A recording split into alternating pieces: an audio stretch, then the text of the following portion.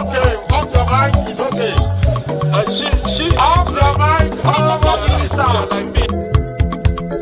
Chai! Now wow, people wey supposed talk truth to power don't off mic. And if we talk, now 500,000 they go summer us, call them hate speech. But fear not, my ego don't come. Ingo torchlight every corner, nooks and cranny of all these bad people where they spoil our country.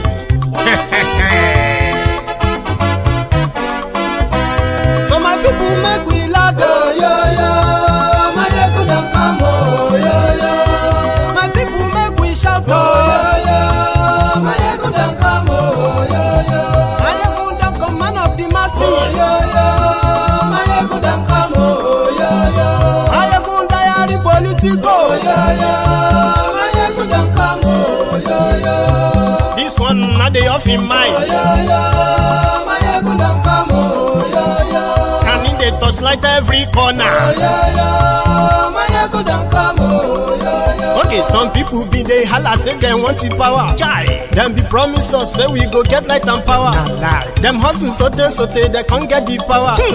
But now they know they do anything with the power. Sure. Every day, dollar just they get the higher power over naira. See them talk say make we off mind, but thank God say my ego don't come. So my people make you ladder, oh, yo yo. My ego don't come, oh yo yo. My people make we shout, oh yo yo. My ego don't come, oh yo yo. My ego don't come, man of the masses, oh yo yo. My ego don't come, oh yo yo. My ego don't politico, oh yo yo. My ego don't come, oh yo yo. This one not they off in mind, oh yo yo. My ego don't come, oh yo yo. Person where they do evil, no one make person talk. Them say that my egun, that man too they talk. He too they talk. Say my egun diary, he they hot like pepper. But every day then they take money in bulk. Woman picking, they the street they hawk. Still them talk say make we no talk. But thank God say my egun don't come. So my people make you laugh, oh yo yo. My egun don't come, oh yo yo. My people make you shout, oh yo yo. My egun don't come, oh yo yo. My ego don't come, man of the masses, oh yo yo. My ego don't come, oh yo yo. My ego diary politico, oh yo yo.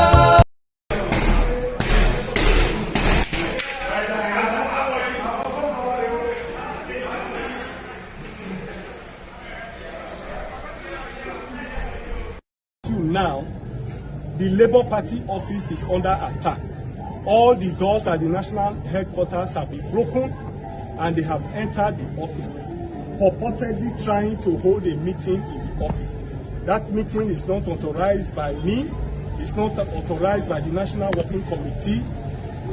The Labour Party is under serious attack, personally and individually, because of the case we have against the APC in court.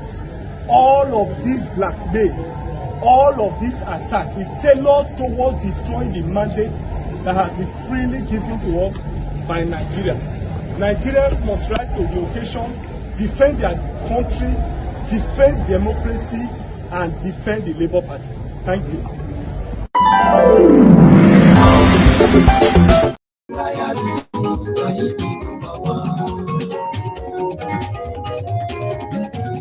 Ayékún làwa mọ̀, àmọ̀ tó dòdòdò. Hello there. Ọ̀rẹ́ ará ìlú. Lórí Facebook, lórí YouTube. Gbogbo bó ṣe ń lọ ni Máyégún já wa sí. Àṣírí ọ̀jẹ̀lú kì í bò níbẹ̀ o. Thank you so much. Good morning to you, good afternoon to you, and good evening to you from wherever you are watching from. This is Máyégún live. Ṣé wàá gbọ́ níbẹ̀ o? Máyégún diary politico. Ọmọ wàhálà wà o. Kò sí lọ́rọ̀ Máyégún diary. Share this broadcast. Invite your friends. Invite your not so friendly friends. It's going to be an interesting night. I can promise you that ahead. And then like the broadcast, read the caption, read the description, and sit back, yeah, and make your own contribution too.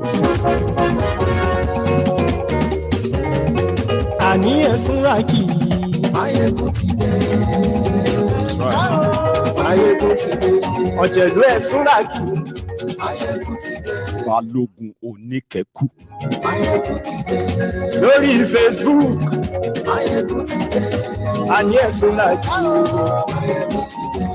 Lórí YouTube. APC ẹgbẹ́kẹ́gbẹ́ Tinubu desperados men. They attempted to take over Labour Party since, according to reports, the pressure to get Obi to withdraw his case against Kolu failed. So they decided to hijack the entire party even before the case starts. And it was so ridiculous, right? Ridiculously done that they brought a man that a lot of you are actually hearing for the first time. Lamidi Apapa, Abi Lamidi Wolf, Abi Lamidi Ibo, Lamidi Agbado. Omo, he has just one mandate, that old man, from wherever they got him from. One mandate. There will be some renegades that are going to get caught ex parte order. That's not like a case. So ex parte order is just to say, court will say, somebody will approach court and say, oh, I want to stop you from parading yourself as a chairman of that party. Okay? And then the court will be like, okay, stop parading yourself. So APC will then latch on that and take it national. They have judges, they have lawyers. Lamidi Agbado, that you have never heard of, just surfaced and said he is now the chairman of Labour Party. And in fact, he came with his executives. And their assignment is to make sure that the Peter Obi, that he didn't join them. He is not a member of a Labour Party. Datti, the two of them are not member of Labour Party. Therefore, Labour Party have no case against Tinubu APC. And therefore, they are also withdrawing the entire case. Guess those who were so happy after they finished the preparation. APC, Egbekegbe. Have you been on social media today? Have you seen those, or since yesterday, have you seen those who are celebrating the new chairman of Labour Party? They are APC members. Honestly. And they are telling him to please act quickly, because they only have just about 11 days to go before Tinubu must respond to the petition, the presidential election petition. So, Lamidi has just one job: suspend Peter Obi or dismiss Peter Obi and the Datti, dismiss them.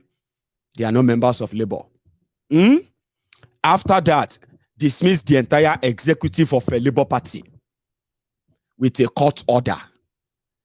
Lamidi, that nobody knows from anywhere, he currently have about 6 senior advocates of Nigeria, SANS, that are now working for him for his own faction of Labour Party. And they are saying that they are ready to take the case to Supreme Court. That Lamidi is the authentic chairman of Labour Party. Let me show you when Lamidi came. The first video you saw was after they came and they were gone. Mr. Lamidi. Hey there. Where is Lamidi? Bomofi Lamidi is insane. No, that's Mr. Lamidi. Hey, come up there. Hey, Amani.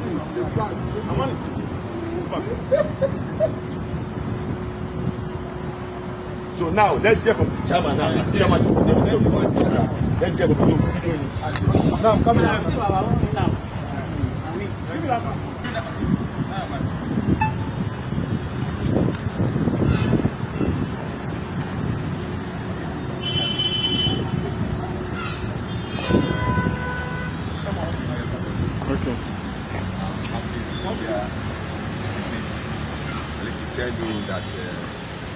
there is change of command in the Labour Party. So the crew should have given the voice based on the conduct we see yesterday and the document that we see yesterday, illustrating the national chairman. That's Mr. Lamidi. Is holding an ex parte order from the world, according to them, the world executive, who are the world exco of Labour Party, where the chairman of Labour Party came from, that Julius. So they suspended Julius. So they now said they got ex parte order that stopped Julius from being chairman. So Julius now went to court, right? And they dismissed the ex parte order. But Mr. Lamidi, you think he's only Mr. Yakubu Lumanche baby Froster. That man are 80 years old though, with thugs and all that. They broke into the, including police, so they broke into the headquarters of a Labour Party yesterday. And that's them. That was them there. I'll tell you how they normally do it. I told you that, you know, what they are going to do in the coming days.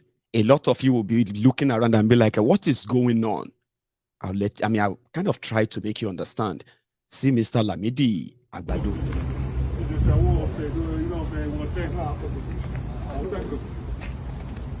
Also, Dr. The strongest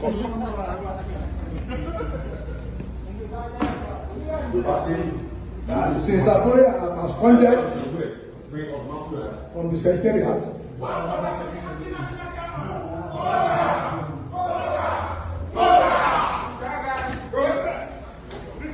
Where?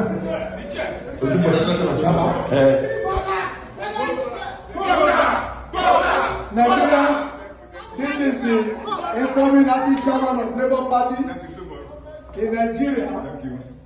Elder Papa Lamidi Apapa, who will take Labour Party to a greater height. Thank you so much. And I have one of the fine boys. I beg for let him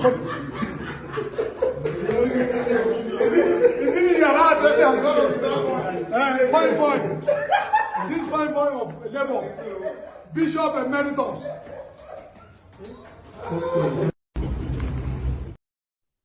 Do you see the leaders, the supposed elders or leaders that are demanding respect from young people?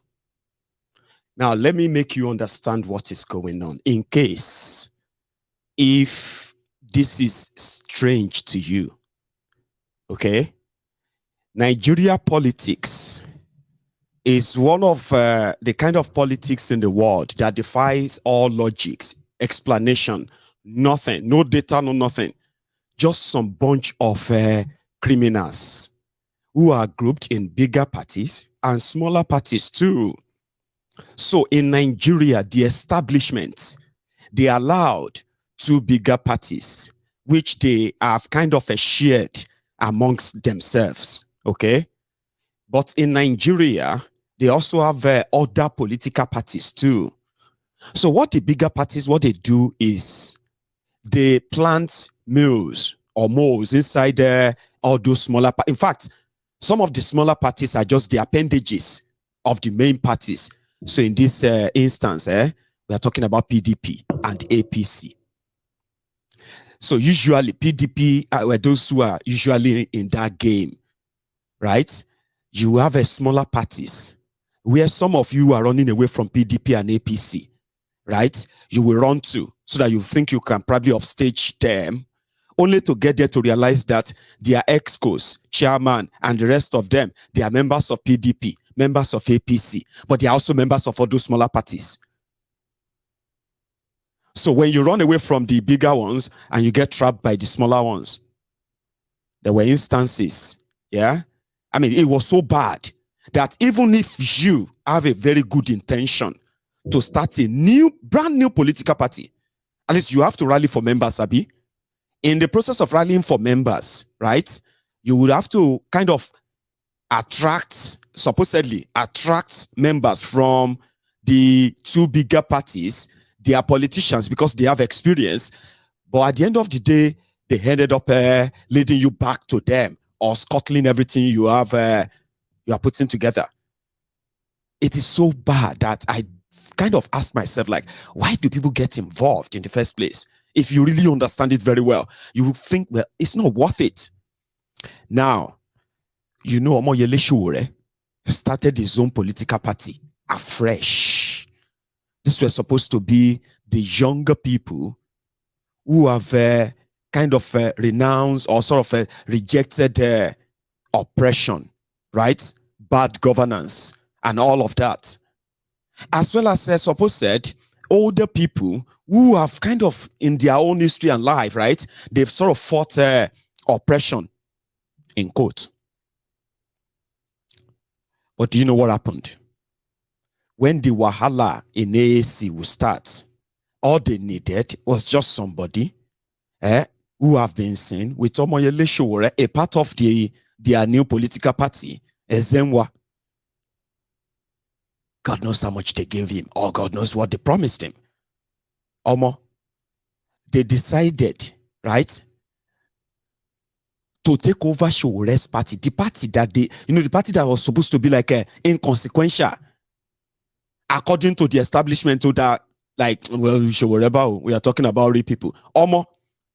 When they wanted to actually like undermine him and destroy that same structure, right?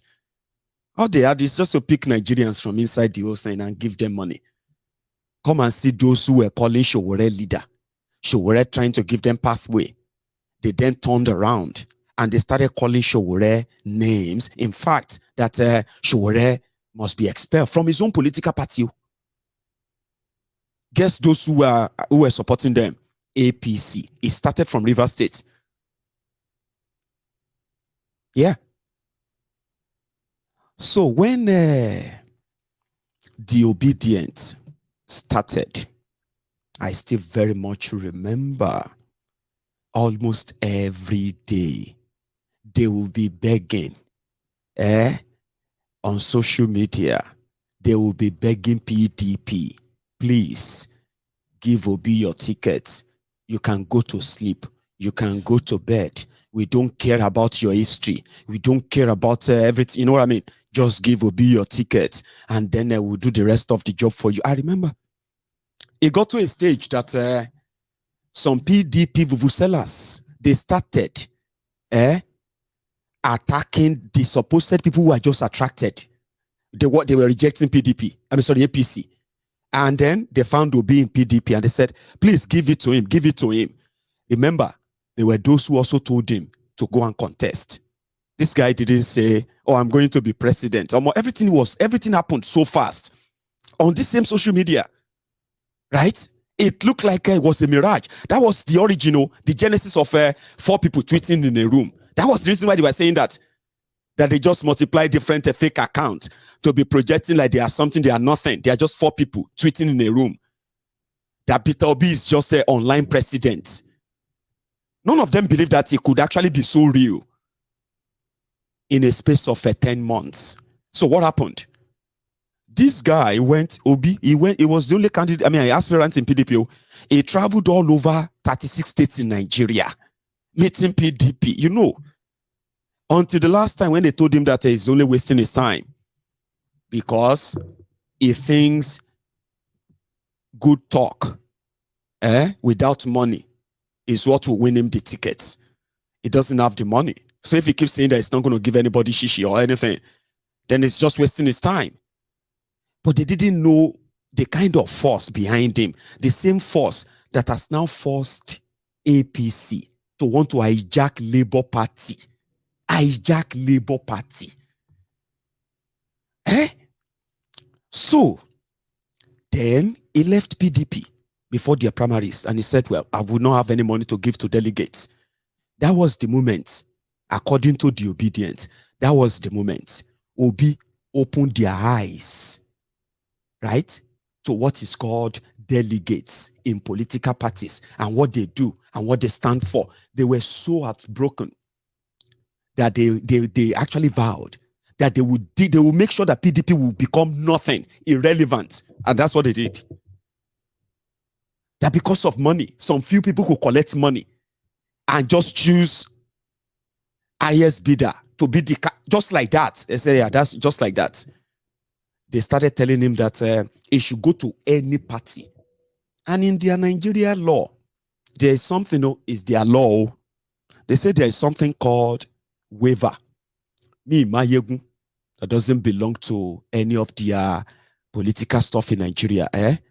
Tomorrow, I can just say, 2 weeks, or let's say 2 weeks to the deadline of nomination, right? Even after nomination, they can just put my name up and say, I have been given a waiver. National body gave me waiver so that I can run and contest. And by their law, it is legal. All this happened though. And some people started asking, Peter Obi has made the biggest mistake of his life. In fact, he has destroyed his political career. He should have waited inside PDP so that Atiku can pick him. Atiku was bragging. He said the only way for Igbos to be president of Nigeria was only through him. Only him. If Igbos want to be president of Nigeria. And Obi was impatient. You know what they expected? Dele Momodu came out and he said, they will teach Obi politics. He went to Labour Party. That he was a Labour Party presidential candidate. That when he spent his first 10 million and he couldn't see anything they did with the money, that he started sweating. That Obi, that they will shop him, they will hit him raw. Because they thought he was coming to Labour Party to come and ask the NLC or Labour Party members. Many of them were PDP members and APC members anyway. They thought he was coming to them so that they can take him and an opportunity to milk him. But when he arrived, the Obedients, they overran them. They took over. The first day he announced that he's joining Labour Party. The Labour Party with just 1,400 followers on Twitter. In 24 hours, they flew to over 400,000 followers. Immediately, this Obedient, they divided themselves into different parts. Those who are going to be redesigning the website for Labour Party, redesigning a campaign, proper one for Labour Party, redesigning the social media presence of Labour Party. All of this, all these old thieves, and young of them are waiting for PDP, APC money. Nobody cared about them. So you get, they've already put on what they have to put on. Their national chairman happened to be a young guy who just kind of, moved along with the whole thing. And he did well. That Abere or Julius, what's his name again? It was these young people, right, that took over the entire campaign. They started the mobilization for what? Where you can go and register and vote.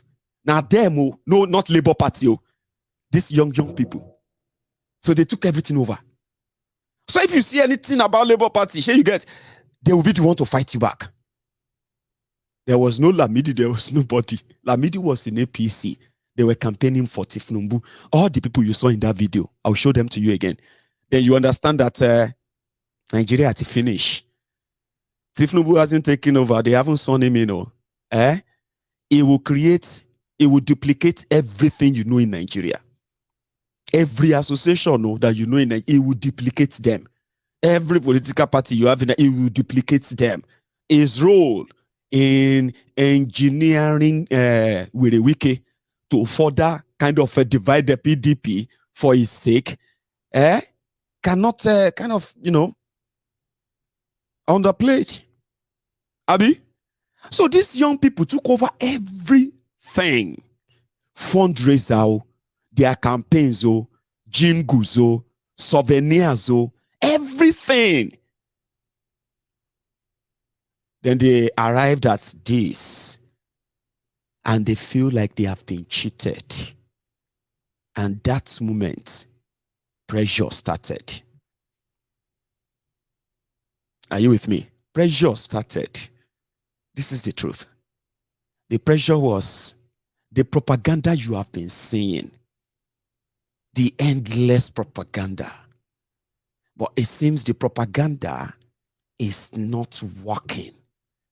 They need to take some bigger legal, criminal moves. So the question people are asking is, why is APC so determined to crush Peter Obi? Somebody they said came third. But PDP, who came second, are not receiving the same attack from APC. Could it be that it is true that if nobody didn't win, Atiku didn't come second, and except they destroyed this guy and everything that has to, you know what I mean? Then there is wahala. Is there really a wahala that they are not telling you all about Obi and the Obidients? I think I'll take that last one. Yes, there is wahala. For them to be expending this kind of resources in taking over you know, 5 people taking over a party, and the job is that they want the new chairman. Okay? You know this guy, Adamu Mugabe. This was last night, you. Now they are the ones, you know, they are celebrating what is going on in labor. And they are like writing out what they want the new chairman to do. Look at that. This is somebody who is a member of Tinubu's Presidential Campaign Council, Adamu Mugabe. So do you now understand where this is coming from? Anyway, it's just a shame. Even Festus Otobo, Keyamo. Anyway, let me read this back, just like this. The NLC then responded, "We are alarmed by the decision of justice." This is their justice, so this is the judge that gave the ex parte order. Sure, you get ex parte, it's not like a court case. Now somebody walking into a place and say, "I want you to stop that person." APC way. Anyway, they say now Justice Hamza Muazu, High Court in Abuja, by ex parte to suspend from office the national chairman, the national secretary, national treasurer, and the publicity secretary of Labour Party, Julius Abere, Alhaji Farouk Ibrahim, Clement Ojukwu, and Okpara, respectively, on unfounded, unproven, and highly speculative, malicious allegations of corruption, perjury, and forgery by elements whose interest in the party could best be described as doubtful or dubious. The court order, according to Justice Hamza, is to subsist pending the hearing. That is pending the hearing and determination of the motion on notice for interlocutory, blah, blah, blah, blah, blah. Let me take you to the end of it because it's going to be a long night. So they say, finally, the continued relevance of our court cannot be divorced from the quality of their decisions or rulings. Accordingly, our courts are advised to refrain from taking decisions which portray them as having descended into the arena, or worse still, make them picketable.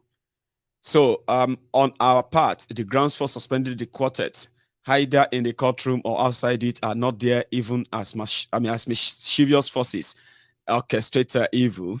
The quartet therefore remain executive of the party. In light of the foregoing, we invite the Honorable Court to review its decision forthwith.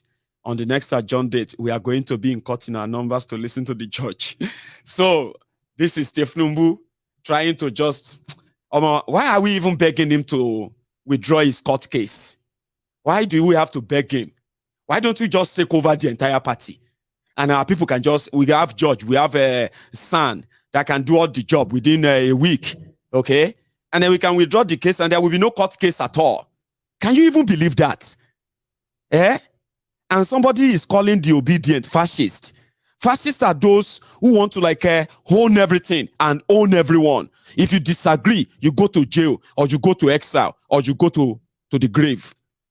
Those are the fascists. The idea of if you don't go our way, we'll take everything. Omo. Ogao. Hey. All they have to do is to go to court, and the court will say, for now, before we decide anything, for now, you cannot act in that position. And that's it. Really? And then they are celebrating. Because you know what? The only job that this guy have is tomorrow, on Monday morning, to go to court and say Labour Party is no longer part of the court case anymore. Because there is no problem with the election. They don't want any case anymore. They should pull out. But I have something for you. I don't know. I'm talking about presidents. So.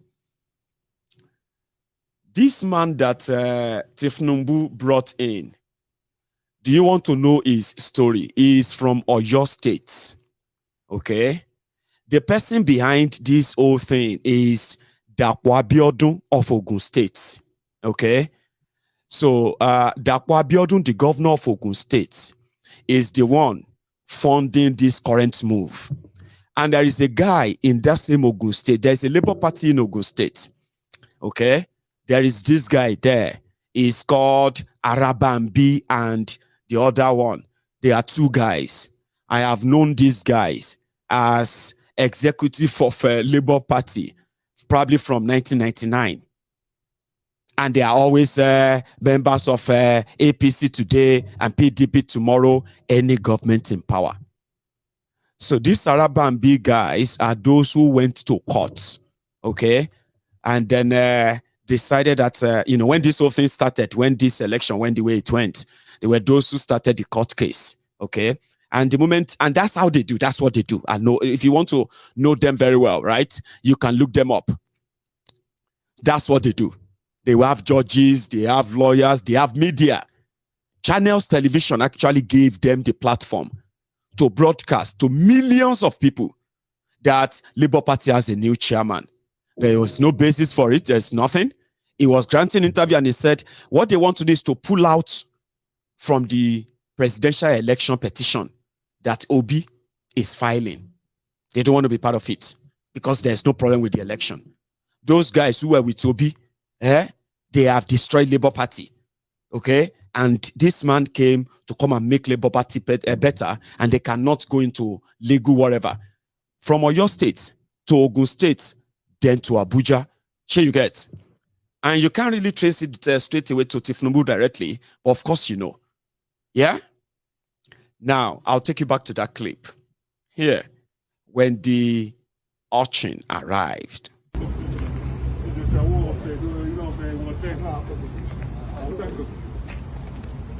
So, Dr. The strongest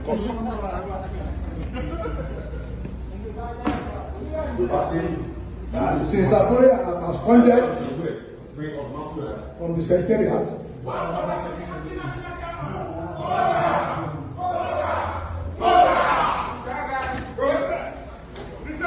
where?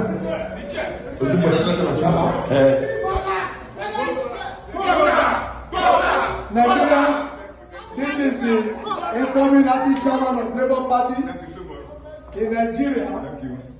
Elder Papa Lamidi Apapa, who will take Labour Party to a greater height. Thank you so much.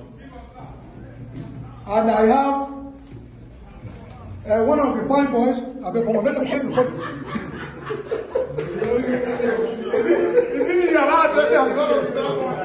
fine boy. This fine boy of Labour, Bishop Emeritus. Do you see the clowns? Do you see the jobless men that are ready to do the archer job all the time?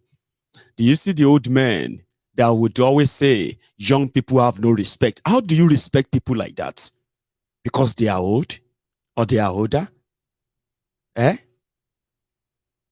Okay. Anyway, when Peter Obi was in Abga, his story, the PDP, Chris and Andy Uba boys, they were those running the town then. Notorious, violent, and rich, powerful. One of them was aide. Andy, I think it was Andy that was an aide to Obasanjo. Federal connection and all of that. These guys were so powerful, right? That all they have to do whenever election comes in Anambra is just to write names. And then when the allocation of Anambra comes every month, they just sit back in the government house and they share the money. Workers, so infrastructure, zero. So they made Chris Ngige Okija Shatabandu. They made him governor. Then he decided that he wasn't going to like give them what they agreed on. They took him to a shrine to swear that he would die if he doesn't give them the percentage of what they're asking from the federal allocation to the state every month. So when he failed to pay them that money, they kidnapped him, a whole state governor. Guess who contested with Ngige at the time? It was Peter Obi from Abga. They were laughing at him as some of you were laughing at him now. Or then, sorry, when you were laughing at him then. Now you are not laughing at him. Now you just want him gone. You actually don't want to experience what you experienced with him. In fact, you want them gone, but they are not going. You know what happened? Abga, that Peter Obi contested election on, right? The INEC declared Chris Ngige of PDP winner. The guy said he was going to go to court. They said, it has never happened before. Nobody, no court can remove a sitting governor. He has money. He has connection. He has this. He belonged to a ruling party. When their case started, it lasted for about 3 years. So Ngige finally survived the Uba brothers. But there was another trap. A trader called Peter Obi that is still in court. He is going to court every now and then to reclaim his mandate stolen by the Uba brothers, Andy and then Chris, for this Ukija Shatabandu. Then, when Chris Ngige was kind of feeling like he would be preparing for second term, bam. The court said, Ngige didn't win. In fact, he was never governor. In the face of the law. That was how this Obi came and surprised everyone. You know what happened before then?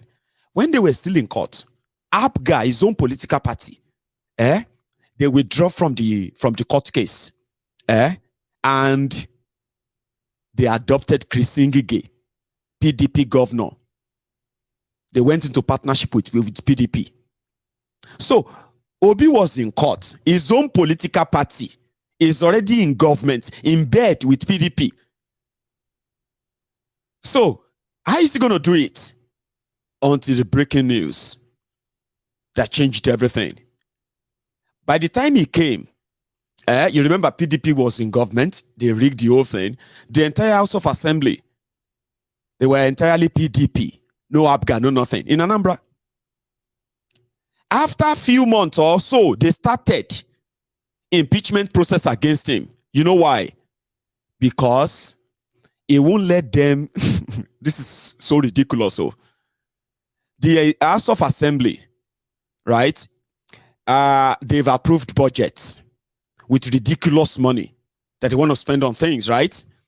So when he got to his table and he started questioning this, questioning that, and he started slicing them, and he said, if they are not going to let it, if they're planning to spend this money, if it is their money, they should go and do that.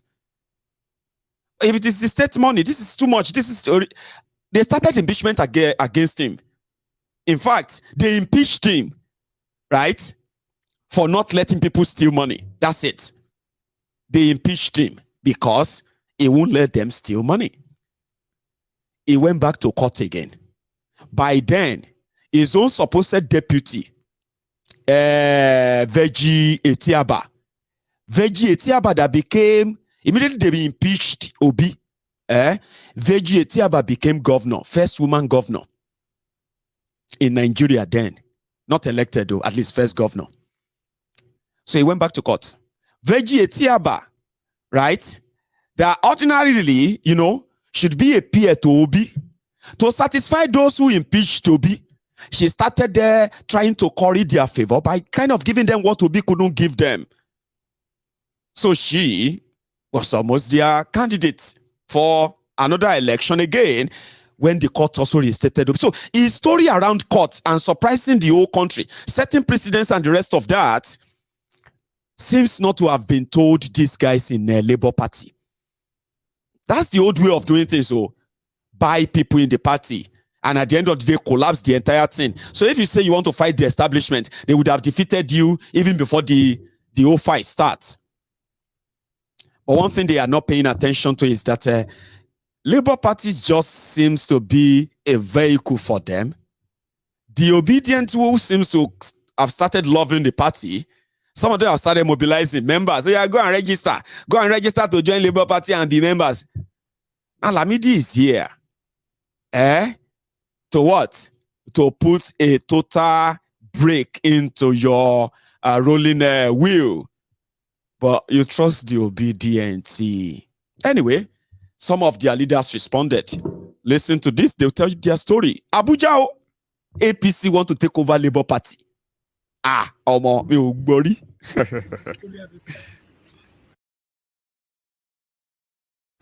Just about some hours ago, we were amazed at the report that we had that some hoodlums and thugs invaded the party secretariat, national secretariat of our party at Takeover, and destroyed so many property, carted away documents, chased our staff away, committed all sorts of activities that is not in tandem with the rule of law.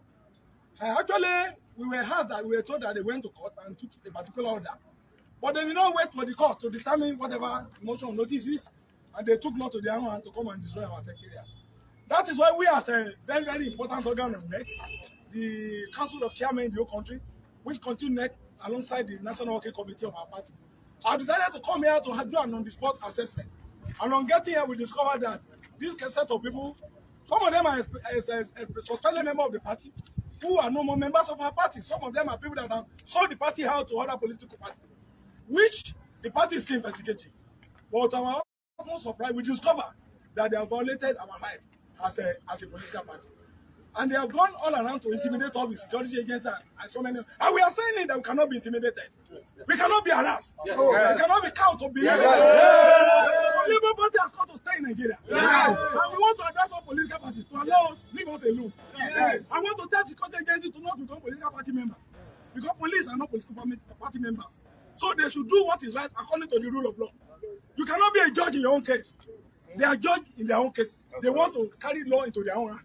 And that's why we are here with our entire members from all over the federation to receive this obnoxious and this evil move to derail us from pursuing the court Nigeria has given to us. Yes. Nigeria really gave us their mandate on the 25th of February this year. Yes. And on that mandate, we stand. Yes. That's why we believe in the rule of law. And that's why we have gone to court to say we are challenging this in the court. They should leave us alone. Instead of creating diversion and division in our party, we will not agree. That's why we want the whole world to know that today we have come back to our party, and our party is our own, and we have begun the legal process, the criminal proceeding against all the perpetrators of this very evil and barbaric act. Yeah. When you say leave us alone, who are you referring to? We are talking about that political party because we know some of these people have been sponsored. They are sponsored by people, by parties. And that's why yes. So, and Julius Abere remain our chairman. It is only a court of complaint jurisdiction and also the National Executive Council, which is net that can remove it. And that cannot be done behind closed doors. It has to be done through a national convention. And we are saying Labour Party was in shambles before. But if you all know this on Labour Party, you can see that Julius Abere has done the best for Labour Party. Yes, Labour Party in the last election were able to win about 11 or 12 states. Yes. You can see that within how many months? 6 months. Nigeria won Labour Party. So we are not fighting any party, but what we are saying is that we have come to stay. And they should allow us to run our party the way we want to run it. Yes. And we want to address all these elements, all these uncolored personalities that are in our midst that want to negate the will of Nigeria. The case is in court. And we will not allow anybody to distract us. We are focused, we are determined, we are resolute to get our mandate back. Yes. Labour Party forever. Humanity forever. Solidarity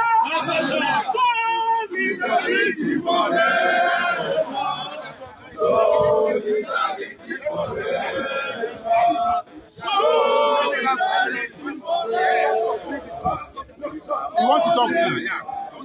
Okay. Identify yourself. What state are you from? I'm from Kwara State. Your name again. My name is Echike.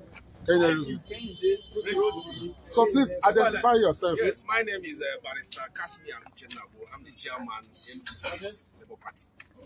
Well, what is happening here is very unfortunate because Labour Party is a party of rule of law. And our principal, P2B, has maintained that we must be guided by the constitutional provisions of this land and the rules of the party. And it is very unfortunate that those who have run this party for some years are doing acts of brigandage and criminality in terms of enforcing their own rights. You cannot take law into their hands. The provision of the law is very clear. And the mechanism of resolution of conflicts in the party is very clear. In our constitution, you have to ensure that mechanism before going to court.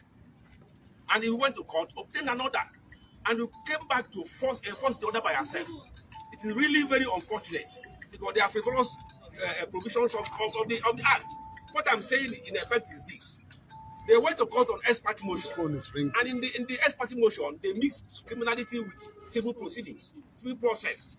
And the judge the court that gave them that order erred in law because there are a plethora of cases by Supreme Court that once you have element of criminality in any motion, you must put the other party in motion on notice so that he'll be heard. You cannot kill a man, you cannot shave a man's head in some sense. And they have done this to this party. And we are saying, we are referring to a party in particular in this country that is known by act of criminality and brigandage, and that is APC. APC should leave Labour Party alone. We won the election in this country fair and square by P2B, and we have been abided by rule of law. We went to court to challenge it. They should allow the court process to finish. What they are doing is to enforce their machineries on Labour Party, and it's all Labour Party nationwide, and we got the case in court. And Labour Party will say no to that act of criminality. So on this note, we are saying Julius Abere is the authentic chairman of Labour Party in Nigeria. And there's nobody. Here you get. Like you said, you told them to go to court. Why don't you let the court decide? If they lose, in court, then so be it, Abi. So why can't you let them? I mean, why do you want to take over their party? Yes, now it's a strategy. You see, when you see these criminals and their supporters when they speak, right? According to them, what they are doing there is a political strategy. In a democracy in Nigeria, is a political strategy by wiretapping the opposition, by taking over their political party through court, and then dissolving their entire political party, and at the same time denying them access to necessary electoral materials in an election that they validly participated in, and they are in court to prove that, you know what I mean? So all of these are not kind of sign of any democratic country, except the demonstrating of craziness, which is called the demonstration of craze. That's exactly what you've got in Nigeria. But they call it strategy. Strategy, criminality strategy. Something you will do and go to jail, and you will never come out of jail forever in a working society. But according to Nigeria and Nigeria criminals, it is a strategy to fight your enemy. No wonder it is the APC, Egbe, that are celebrating that, unfortunately. The den of criminals. You know that? Okay. The next stage is going to be the secret and open arrest of anyone and everyone associated with anyone and everyone associated with Obi, associated with Labour Party, associated with Obedience. That is the next stage. It is called the scare tactic. They're going to deploy it. They've already started. Some of you are going to be stopped at airports. Some of your bank accounts are going to be frozen. Okay? And some of you are already being wiretapped anyway. and you're already being followed. All of these operations are going to happen simultaneously. When the likes of Professor Wole Soyinka said, the obedient are fascist, do you know what I'm going to do? I'm going to go on my screen with you because I've kind of wanted to do that, okay? What is the definition of fascism, okay? So let's use Google. Professor Wole Soyinka called the young people that have come under different attacks the political candidate or presidential candidate that has come under state-sponsored spyware and wiretapping, including state-sponsored propaganda, misinformation, and demarketing. He didn't see APC as, what do you call it, as fascist, okay? Because he is a friend of Kolu, in case some of you have forgotten, okay? And he's also a friend of APC, even though he's an individualist. Professor Wole Soyinka is an individualist, somebody who kind of, he doesn't have a religion, okay? He created his own religion. So when they say somebody is individual, it's somebody that just believes in his own thing, his own idea, his own vision, and every other thing like that. Is a lone man, lone ranger. I mean, an individualist. You know what they say, individualist. Somebody, I'll come to that. But it's also, that's also a pretense. It's sort of a facade, a lie, because he is a friend of the system. His own son was the Earth Commissioner under APC, Egbekegbe in Ogun State. And this is just a compensation for him from Amosun. We all know that. His son, Dr. Olaokun, right, asked him, what was his son's contribution to the health development in Ogun State? The people, well, the Ogun State people actually know his son very well. Anyway, it is just a facade. Calling the victims of a state-sponsored terrorism, political terrorism, calling them fascist is intentional. And this could be why, or one of the whys. Incidentally, you may not remember this. Apparently, the symbol that we used during that time, which was supposed to be symbolic of growth, because it was a shrub. Apparently, that shrub looked very much like marijuana. We didn't know it at the time. Somebody pointed it out later on. But finally, Bola said, what are we going to do? We have to find funds. I said, well, you're the businessman. What can you do? I said, well, I've heard that there's a rice line between Taiwan and other places. I think that I can get a contract to sell rice between Taiwan and Africa. So I said, well, okay, go ahead and sell rice. He said, yes, but you see, they require letters of recommendation. And I said, well, so you have to write one. I said, me, I don't know anything about rice. I don't know anything about business. Nobel laureate. Write and say, we're trading in rice. Give the letter to me. I will take it to the government of Taiwan, and they will supply the rice. I will sell. I will use the money for the revolution. That's Professor. Anyway, when he called the obedient fascists, now look at your screen, right? This is the definition of a fascism. So those of you who are possibly also wondering like me, so let's check it out. Okay, so say fascism. Or fascism, a way of organizing society in which a government ruled by a dictator controls the lives of the people, and in which people are not allowed to disagree with the government. So the rise of fascism in Europe before World War. So if you go a little bit further, right, and say, what does fascism mean in simple terms? See it. Fascism is generally defined as a political movement that embarrasses far-right nationalism and the forceful suppression of any opposition, all overseen by an authoritarian government. Fascists strongly oppose Marxism, liberalism, and democracy, and believe the state takes precedence over individual interests. A John Tory or long. Who among all the political actors you have been following since they started their charade in Nigeria, who among all these actors have all these traces that I just mentioned now? Those who are like, once their leaders say, that's exactly, anybody that opposes it is an enemy, they must fight and tear them. Who are those with that character? So that Wole Soyinka intentionally called them fascist is because he knows that international media, when they want to quote him, right, it is a strong word, okay? A very strong word profiling people. And it wasn't done by error because the professor, he has doubled down. Oh. Professor responded after that and he said, if you want to fight me, come and fight me. Baba, kilode. Kilode, Baba. Suddenly you are alive now.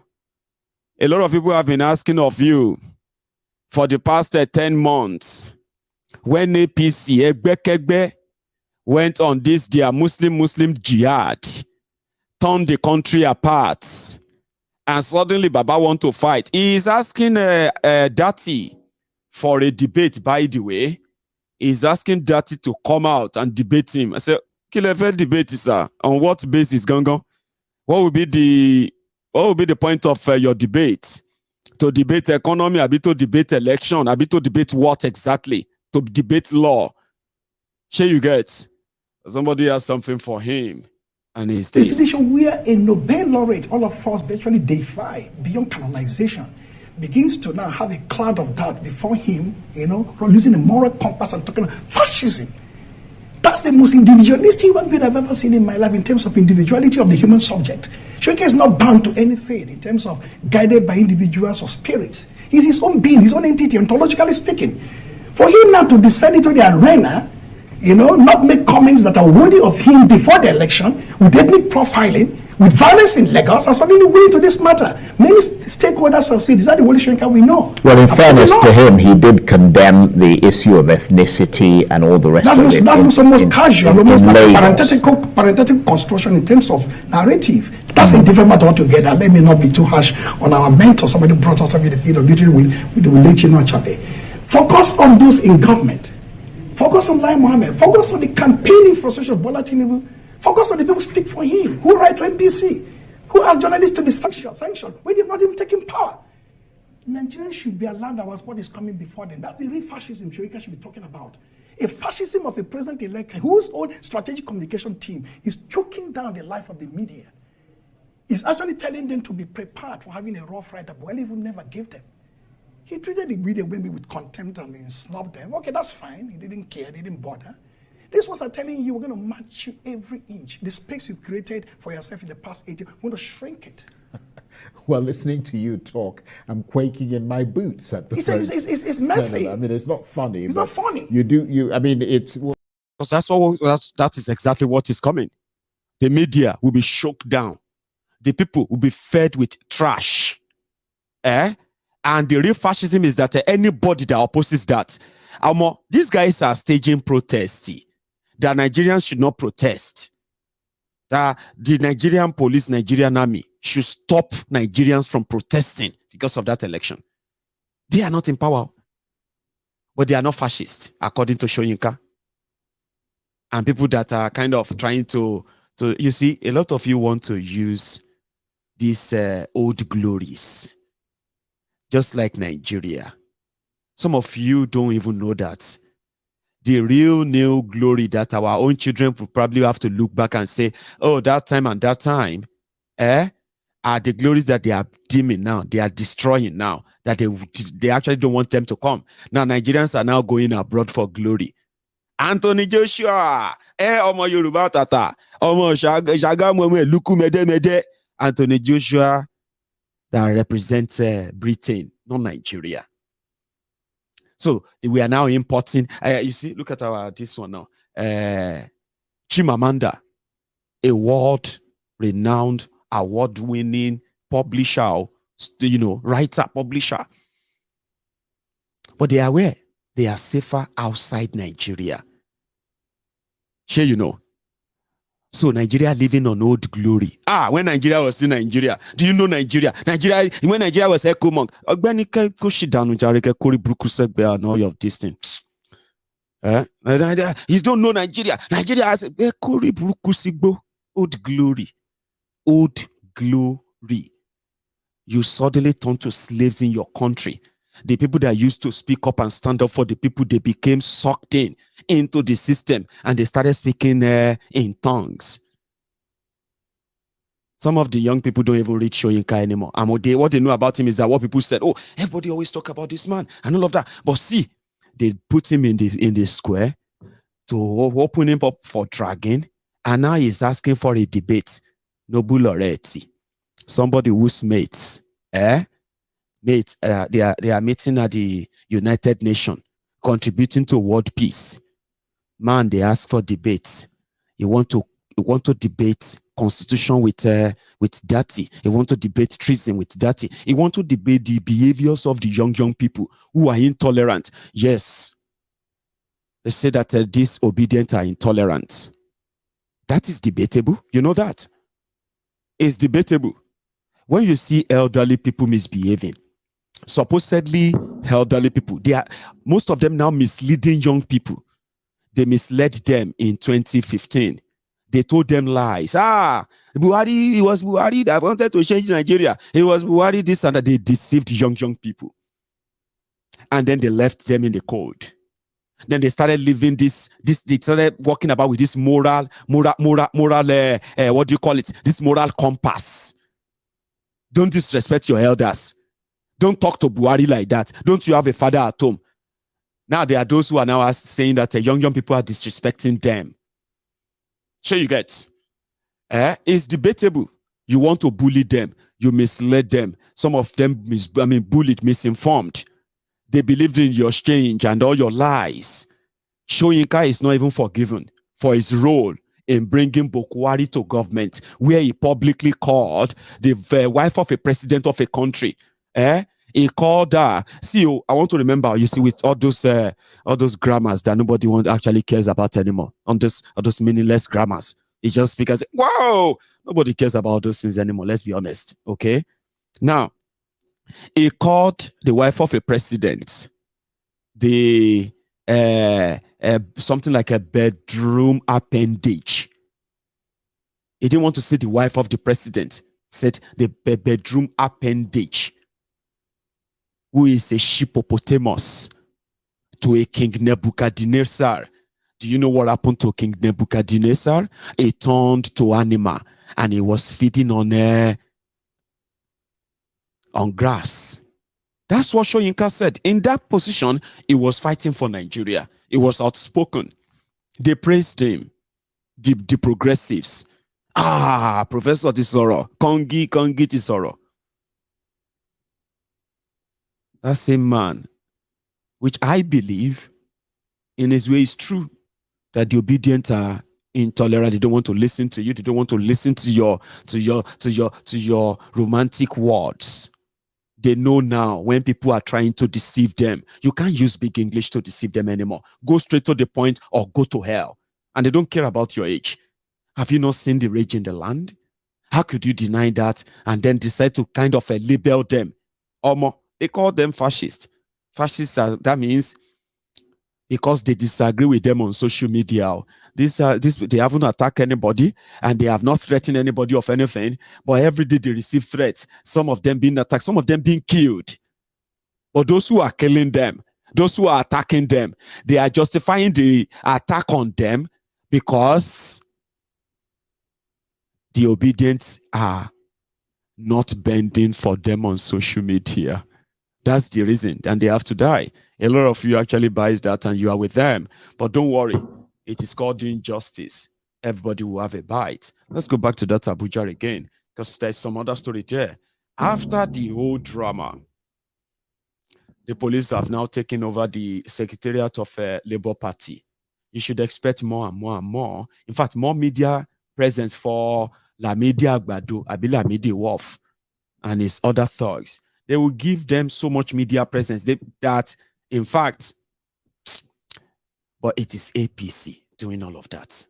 So you can think of what is going to be yours when they finally get that power. Here is the other part of that conversation.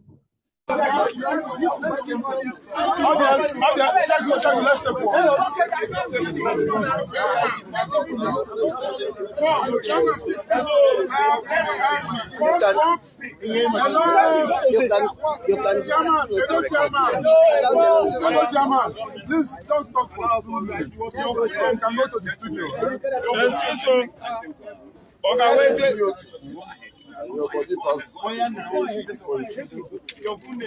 am Comrade Obalo KSC, a distinguished member of NSC. I am here to say that the NWC is a subordinate organ to the leg of the Labour Party. Therefore, when a fraction of it is coming here to take loss into his hand, it becomes a total nullity. And this is even further compounded when those who are taking this action are members of the party who have since been suspended for the activity of the party. And as at the time they took this action, the suspension had not been lifted. And therefore, we are saying here that the 36 chairmen of Labour Party around the state have come to possess its own property.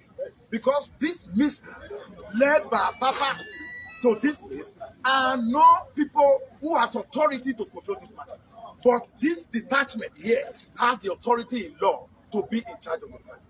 And we affirm that Comrade Barrister Julius Abere is the party chairman and he remains so. NSC as of today has confirmed that in their communications.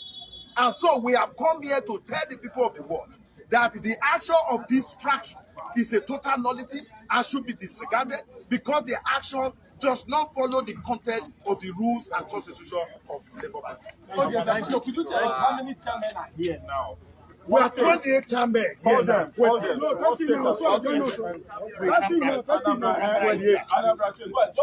Edo is here, Anambra is here, Ekiti is here, Sokoto is here, Kaduna is here, Kano is here, Kogi is here, Ebonyi Delta is here, Kwara is here, Benue is here, Odo is here, Osun is here. So of course, we are 28 all here. We are not taking any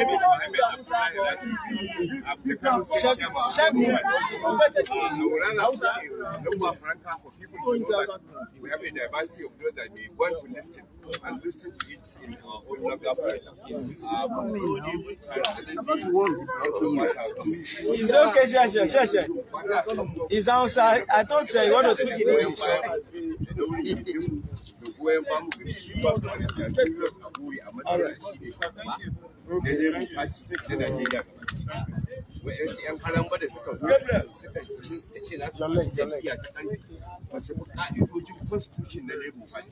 wanda ke ɗaya daga cikin ƙa'idojin Labour Party ɗin nan shine suka yi doka akwai ƴan WC wanda sai sun zauna kuma sai an fidda NEC sannan a je a yi convention sannan a ce an fidda sabon shugabanci. Kuma ko da za a fitar da kiyace ga kwamiti da sai ƴan WC sun zauna sun ba da goyon baya yarjejeniyar ga wanda za a saka a dalilin wasu dalilai saboda shi ma constitution ya riga ya tabbatar da haka. Saboda haka wannan abubuwa ne ake mana shi na makarkashiya ko na cin gindinmu ko kuma na san a nufin kusa Labour Party a ƙasa baki ɗaya saboda irin nasar da aka ga Allah ya ba Peter Obi da shi da Julius Abere a matsayin shugabannin su mun ga jam'iyyar Labour Party. Saboda haka muna nan akan bakanmu na cewa ba za mu gudu ba za mu ja da ba mun masu bin doka ne mabiya doka ne doka kuma da muke bi su babu alama wanda suke so su fari jam'iyyar ta karfin siyasa suna bin doka duk da ba su bin doka to za mu iya fito musu da shi. Amen. See, if you are speaking a language I don't understand, I don't care what you are saying. I'll just say Kokari Aluala. Amen. Because immediately after that thing, right? Aha, Nigeria police. Let us go and provide security. Labour Party, they fight.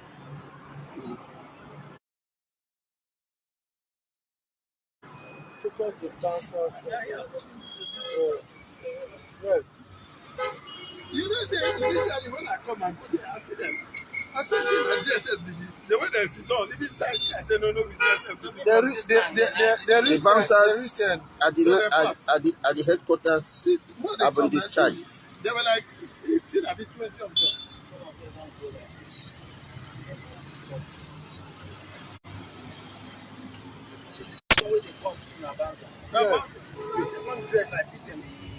They have to 20. Special forces. Yeah, they tell you now.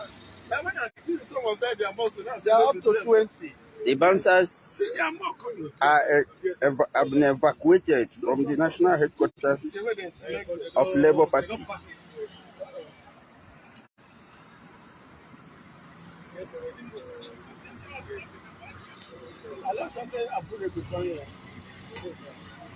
What do you want? Abure must have heard the information and you know what to.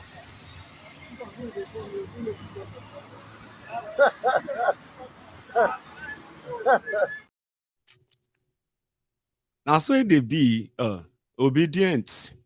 You better focus on that case as you are focusing on it. What they are going to do in the coming days. In fact, somebody said that if there's any time for Labour Party to go and see the past question, you know, those past questionnaire on how APC tried to hijack a political party and they fought back and they got their party back.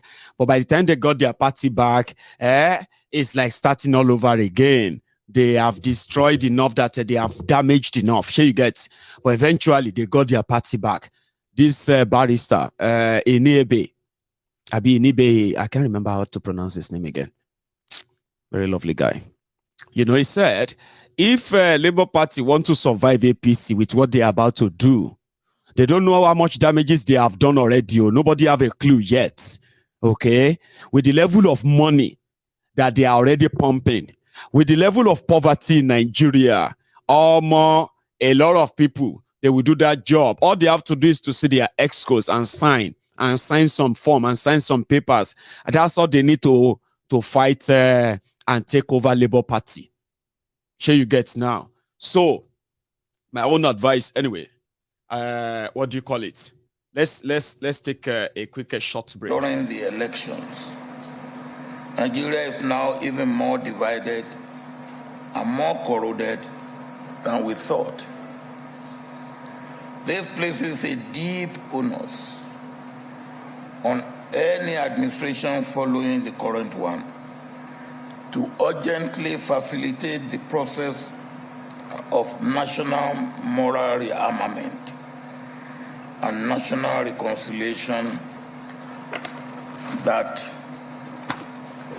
the potential to enhance healing for aggrieved and bereaved persons across Nigeria and to assuage the youth.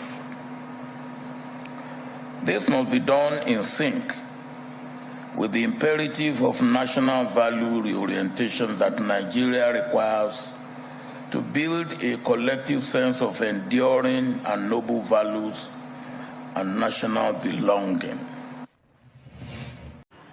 During the election. Anyway, that's Obasanjo talking about how Nigeria is so divided and it's never been so divided. A lot of them are saying, oh, Nigeria is so divided, Nigeria is divided, and all of that. But again, they are just all talk, no action. So if Labour Party needs any past question on, you know, how to fight APC from taking over your party, yeah, you should speak to Showore. You know, it's just I don't think Showore would likely want to share that with the level of toxicity that we are all seeing these days. Even Showore joined those who are like trying to who are dragging Obi and every obedient is part of those dragging them anywhere. And you know, when he leaves, others will follow. So I don't know what to ask.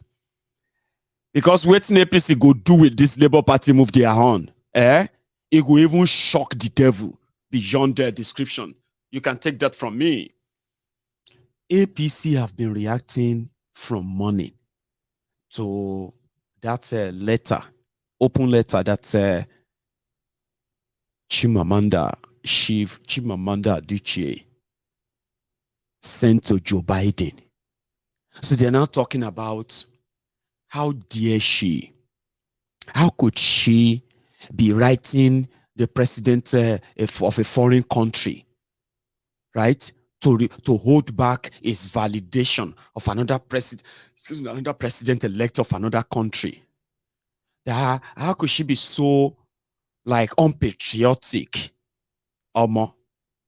It be like, say, after they did their WhatsApp meeting, that was when they decided to come public.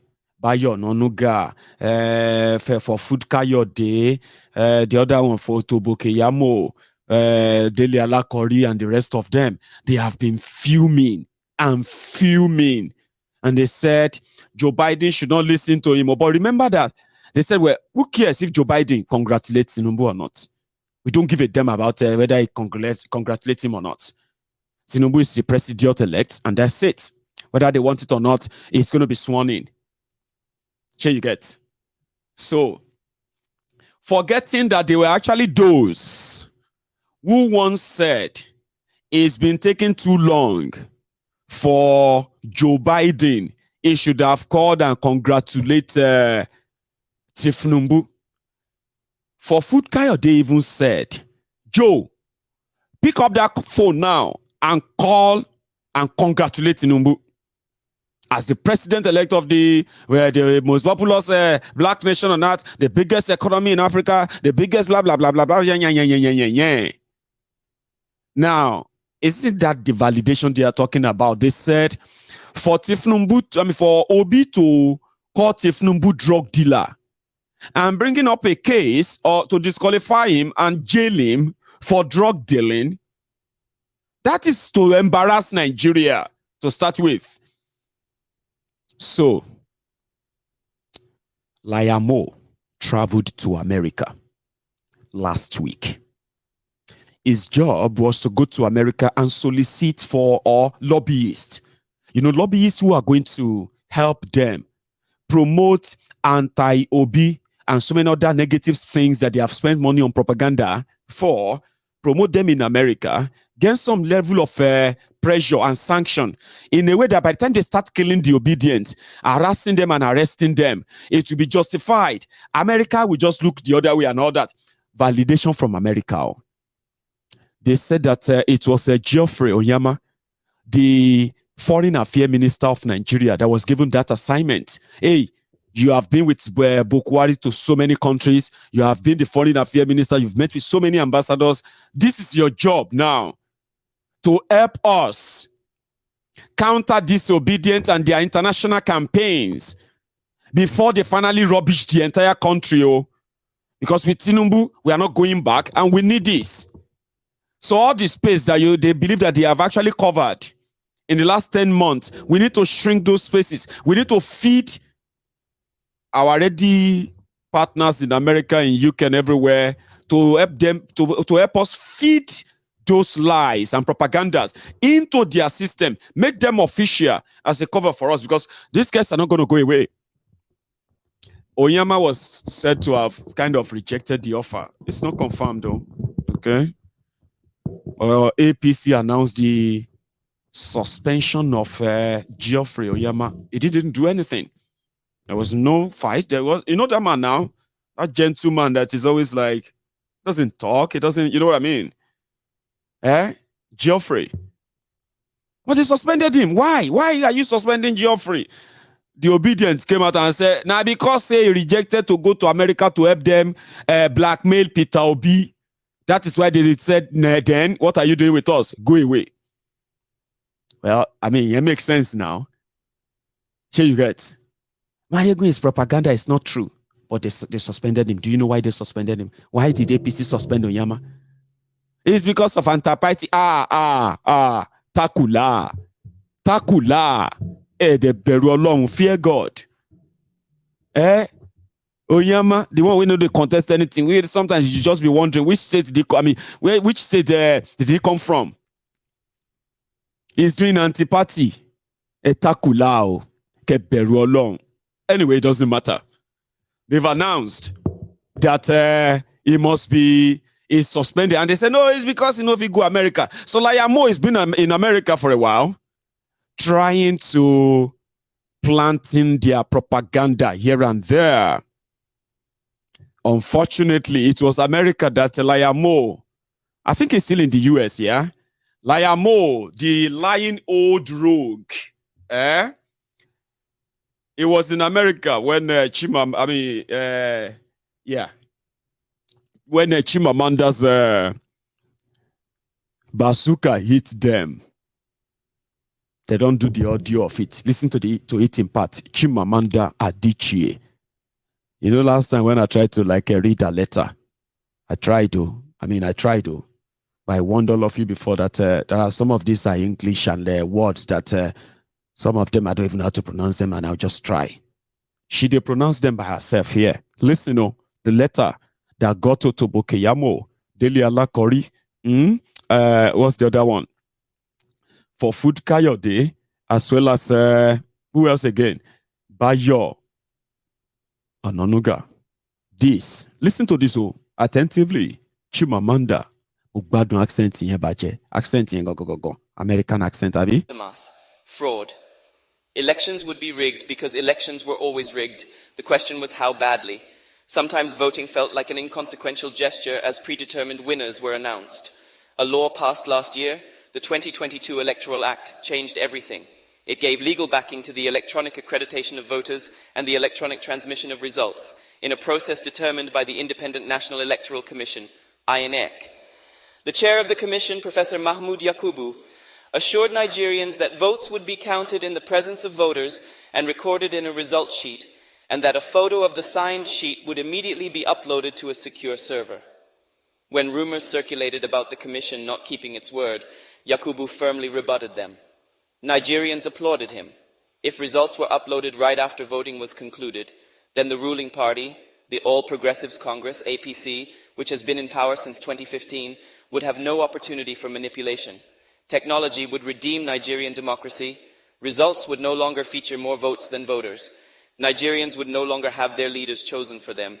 Elections would finally capture the true voice of the people. And so trust and hope were born. By the evening of February 25th, 2023, that trust had dissipated. Election workers had arrived hours late or without basic election materials. There were reports of violence, of a shooting at a polling unit, and of political operatives stealing or destroying ballot boxes. Some law enforcement officers seemed to have colluded in voter intimidation. In Lagos, a policeman stood idly by as an APC spokesperson threatened members of a particular ethnic group who he believed would vote for the opposition. Most egregious of all, the Electoral Commission reneged on its assurance to Nigerians. The presidential results were not uploaded in real time. Voters, understandably suspicious, reacted. Videos from polling stations show voters shouting that results be uploaded right away. Many took cell phone photos of the result sheets. Curiously, many polling units were able to upload the results of the House and Senate elections, but not the presidential election. A relative who voted in Lagos told me, "We refused to leave the polling unit until the INEC staff uploaded the presidential result. The poor guy kept trying and kept getting an error message. There was no network problem. I had internet on my phone. My bank app was working. The Senate and House results were easily uploaded. So why couldn't the presidential results be uploaded on the same system?" Some electoral workers in polling units claimed that they could not upload results because they didn't have a password, an excuse that voters understood to be subterfuge. By the end of the day, it had become obvious that something was terribly amiss. No one was surprised when, by the morning of the 26th, social media became flooded with evidence of irregularities. Result sheets were now slowly being uploaded on the INEC portal and could be viewed by the public. Voters compared their cell phone photos with the uploaded photos and saw alterations, numbers crossed out and rewritten. Some originally written in black ink had been rewritten in blue, some blunderingly whited out with Tipex. The election had been not only rigged, but done in such a shoddy, shabby manner that it insulted the intelligence of Nigerians.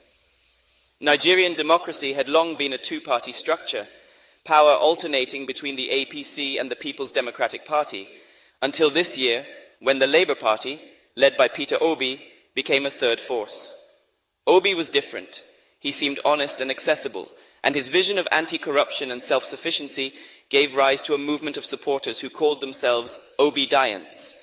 Unusually large, enthusiastic crowds turned up for his rallies. The APC considered him an upstart who could not win because his small party lacked traditional structures.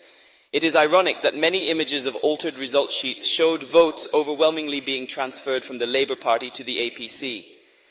As vote counting began at INEC, representatives of different political parties, except for the APC, protested.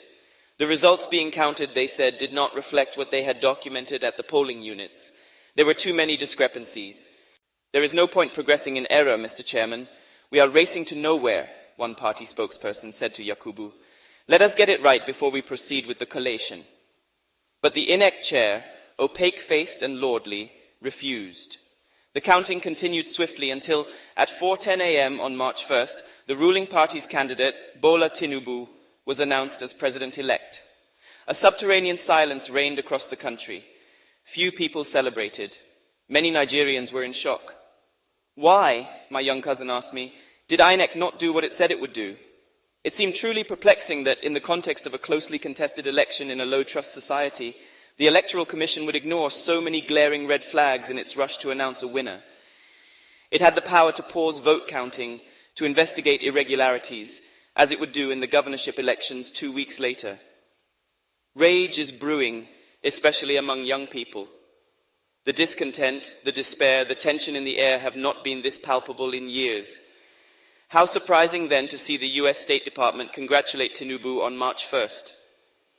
We understand that many Nigerians and some of the parties have expressed frustration about the manner in which the process was conducted and the shortcomings of technical elements that were used for the first time in a presidential election cycle, the spokesperson said. And yet the process was described as a competitive election that represents a new period for Nigerian politics and democracy. American intelligence surely cannot be so inept. A little homework, and they would know what is manifestly obvious to me and so many others. The process was imperiled not by technical shortcomings, but by deliberate manipulation. An editorial in the Washington Post echoed the State Department in intent, if not in affect. In an oddly infantilizing tone, as though intended to mollify the simple-minded, we are told that officials have asserted that technical glitches, not sabotage, were the issue, that much good came from the Nigerian elections, which are worth celebrating because, among other things, no one has blocked highways, as happened in Brazil after Jair Bolsonaro lost his re-election bid. We are also told that it is encouraging, first, that the losing candidates are pursuing their claims through the courts, though any casual observer of Nigerian politics would know that courts are the usual recourse after any election. The editorial has the imaginative poverty so characteristic of international coverage of African issues, no reading of the country's mood, no nuance or texture, but its intellectual laziness, unusual in such a rigorous newspaper, is astonishing. Since when does a respected paper unequivocally ascribe to benign malfunction something that may very well be malignant, just because government officials say so? There is a kind of cordial condescension in both the State Department's and the Washington Post's responses to the election, that the bar for what is acceptable has been so lowered can only be read as contempt. I hope, President Biden, that you do not personally share this cordial condescension. You have spoken of the importance of a global community for democracy and the need to stand up for justice and the rule of law. A global community for democracy cannot thrive in the face of apathy from its most powerful member. Why would the United States, which prioritizes the rule of law, endorse a president-elect who has emerged from an unlawful process? Compromised is a ubiquitous word in Nigeria's political landscape. It is used to mean bribed, but also corrupted more generally. They have been compromised, Nigerians will say, to explain so much that is wrong, from infrastructure failures to unpaid pensions. Many believe that the INEC chair has been compromised, but there is no evidence of the astronomical US dollar amounts he is rumored to have received from the president-elect. The extremely wealthy Tinubu is himself known to be an enthusiastic participant in the art of compromising. Some Nigerians call him a drug baron because in 1993, he forfeited to the United States government $460,000 of his income that a Chicago court determined to be proceeds from heroin trafficking. Tinubu has strongly denied all charges of corruption. I hope it will not surprise you, President Biden, if I argue that the American response to the Nigerian election also bears the faint taint of that word, compromised, because it is so removed from the actual situation in Nigeria as to be disingenuous. Has the United States once again decided that what matters in Africa is not democracy, but stability? Perhaps you could tell British Prime Minister Rishi Sunak, who quickly congratulated Tinubu, that an illegitimate government in a country full of frustrated young people does not portend stability. Or is it about that ever-effulgent nemesis, China, as so much of US foreign policy now invariably seems to be? The battle for influence in Africa will not be won by supporting the same undemocratic processes for which China is criticized. This Nigerian election was supposed to be different, and the US response must not be business as usual. The Nigerian youth, long politically quiescent, have awoken. About 70% of Nigerians are under 30, and many voted for the first time in this election. Nigerian politicians exhibit a stupefying ability to tell barefaced lies, so to participate in political life has long required a suspension of conscience. But young people have had enough. They want transparency and truth. They want basic necessities, minimal corruption, competent political leaders, and an environment that can foster their generation's potential. This election is also about the continent. Nigeria is a symbolic crucible of Africa's future, and a transparent election will rouse millions of other young Africans who are watching and who long too for the substance and not the hollow form of democracy.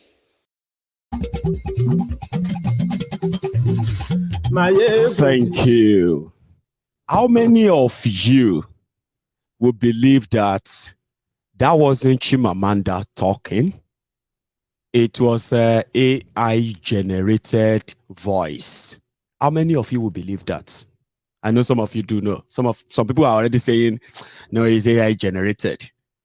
Now, computer generated the voice. What they did, what they call the AI, what they did was that they will go and pick Chimamanda, where Chimamanda was giving speech. They will pick and record that voice and then shoot it inside the AI. Now, you see this letter that she already wrote, that's in public. You also feed it into the AI. So the AI will be reading the letter with the voice that you shoot into it.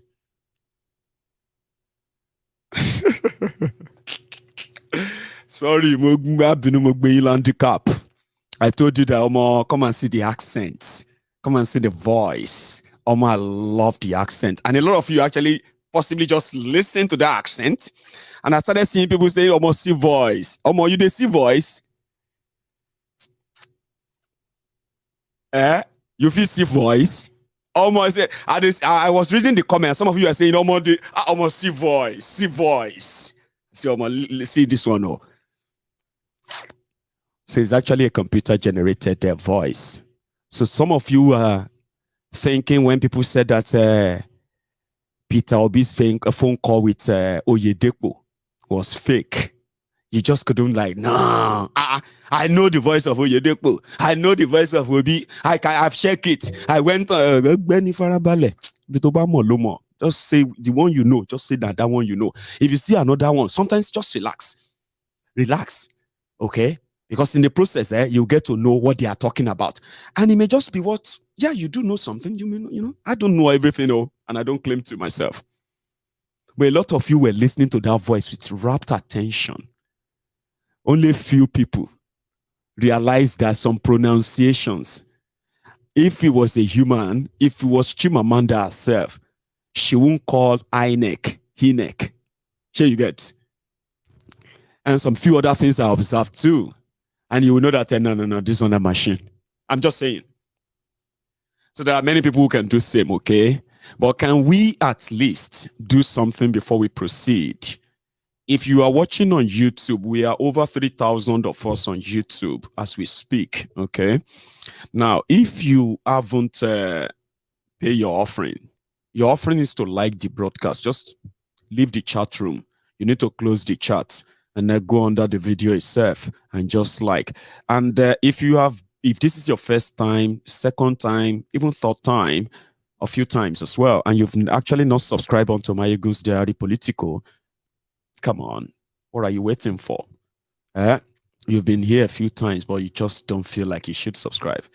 Yeah, people subscribe and they take it away again when I say something they don't like. Of course. Or subscribe first before you have something to take back, so that you can tell me, Mayegun, I thought you are somebody I follow you because I thought you are somebody I can trust with this and that. Then I'll say something you don't like. I will just take away your subscription. Then you come back later, but do it first, okay? Now we have over 800 of us who have listened to that.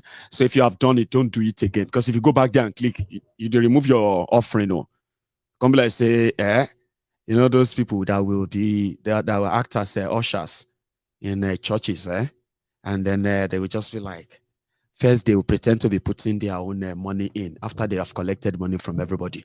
Then they will put their hand in the pocket, and they will dip the hand in the jar, and they will take some extra. They say, I'm just taking change, you know, something like just take 400 naira. They say, 400 naira, yeah, I put 500 there. I want to pay 100 naira. Sure, you know those people, so don't be like them. Once you have already dropped the offering, don't worry, just continue listening, because the next stage of our conversation right now has to do with Nigeria generally.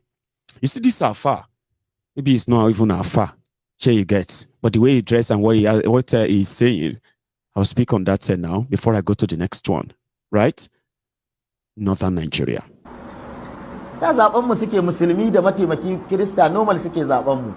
Amma yanzu gashi abin da suka nuna mana kuma sun kawo matsala. Kuma duniya gabaki ɗaya tana tare da su. Duk tarayyar Turai nan da kaje sun yi wani abu ba wai dan an wa PDP ne ba, don Labour Party da aka yi wa. Kuma mu muka tayar da su akan wani me. Musulmi ɗaya da ka yadda bai isa ya wakilce ka ba har sai ka yi idafa da wani musulmin dan ya taimake shi safaya taya. Musulmi ɗaya ya kamata a ce ya ishe ka. Ta zaben mu suke musulmi da mataimaki Kirista normal suke zaben mu. Amma yanzu gashi abin da suka nuna mana kuma sun kawo matsala. Kuma duniya gabaki ɗaya tana tare da su. Duk tarayyar Turai nan da kaje sun yi wani abu ba wai dan an wa PDP ne ba, don Labour Party da aka yi wa. Kuma mu muka tayar da su akan wani me. Musulmi ɗaya da ka yadda bai isa ya wakilce ka ba har sai ka yi idafa da wani musulmin dan ya taimake shi safaya taya. Musulmi ɗaya ya kamata a ce ya ishe ka a wannan dai duniyar ta yanzu. Amma inda haɗa kanmu muka ce mu samu strong musulmi, ya zaƙo wani Kirista ko wane ne, mu tafi haka. Shi musulmin yana da ajandan ma musuluncin, ya ma san meye musuluncin, ya san ma meye musulunci yake bukata. Menene matsalarmu? Me matsalarmu? Sai mun jawo wa kanmu duniya ga baki ɗaya ta zo ta kalle mu, sai mun jawo kanmu raba ƙasar, alhali mu kaɗai ne ba mu shirya ba. Ku sani Najeriya nan ƙasa uku ce, ko kun ko kun so. Ƙasar Yaraba, ƙasar Inyamurai, Arewa. To Arewa yanzu wannan abin ya raba mu. Yanzu a Arewa ma mun tabbatar Kiristocin Arewa ba namu bane ba. According to that Sheikh Jekomo, I'll call him Sheikh Jekomo. Jekomo is let them know. Jekomo. According to Sheikh Jekomo, the people of northern Nigeria that are promoting this Muslim ticket to suppress others, they are even more divided because they are more confused. The message they are sending to the world is that when you have one Muslim, it's not enough. You need two before you can say the Muslims are in charge. Abi, I'm going to be like, say that battery need some switching. If you haven't paid your offering, pay it now. I'm coming back. I'm not going anywhere. In a moment. Prince Gentleman said this. Prince Gentleman said this studio. See. Yeah, man, people are the hello. This is not Prince Gentleman again. Nigeria on a good morning, on a good morning, on a good morning. Obedient with a greet on a well done. I no say we no go tanto on a dumb Nigeria na try a lock now. On a seven na try on a lock. I know this so. On a don't see him now. Yeah. The baby Jebu wanna go play. I don't see how it take end. When now the can they tell on before on a shook on her head say on a PVC they useless. On a say now the can now we're the craze, Abi. And I don't see him now. On top of on a PVC again. They know they only beat on top, or they even kill on and put on top. And I see them. So that's why Biafra, we don't make up our mind now. Tete say, we don't go follow and do this on our gambling. And understand, this on our gambling where hencemen they do for now. I don't know, you see Nigeria, on a matter the tire person. Oh, not to say hencemen, terrorists where they for sorrow. Come on, to say they go conduct ask themselves, these beavers one they talk, ask them make them pronounce beaver. They say na papers. Beavers na papers, now they call them papers. Yeah. Now in hencemen janjaweed, they call beavers na papers. So how it is say that kind of person go conduct an election for now? The election go there credible. Yeah. You know say na crazy with that now. On I go carry on ahead. Go find where on I go shook on ahead finish. Now to go use go call hencemen, make where they control cow. You see you know say the way they tell they take stick they control cow, they think at the same thing with human being. That's why they need to understand on a democracy now. If they talk on a democracy, now it be then a demonstration of grace to them. You understand? Now the thing now, you see, we don't know the way we go tell on now. We IPOB, we don't see. If you bend down, you go see. They say if you bend down, you go see Uganda. If you bend down, you go see Morovia. You understand me? We don't bend down, we don't see Nigeria nyash. Since Nigeria independent, and Nigeria nyash don't blow. Breeze don't blow Nigeria nyash, it don't open. We don't see say Nigeria no go anywhere with this kind of henceman mentality. Henceman mentality in governance. You understand? Hencemen I turn unitary government into federal government. They hear me so? Ask them to define and ask them to implement. Today I want to declare without equivocation. Today I want to declare without equivocation. Today I want to.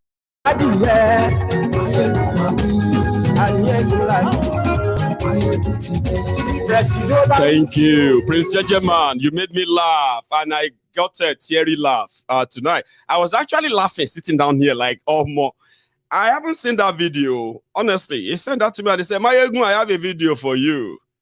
I actually thought he was going to be singing, but that was cracking, like really, really cracking, even though the message is not lost on us. I hope the message is not lost on you. You got the message.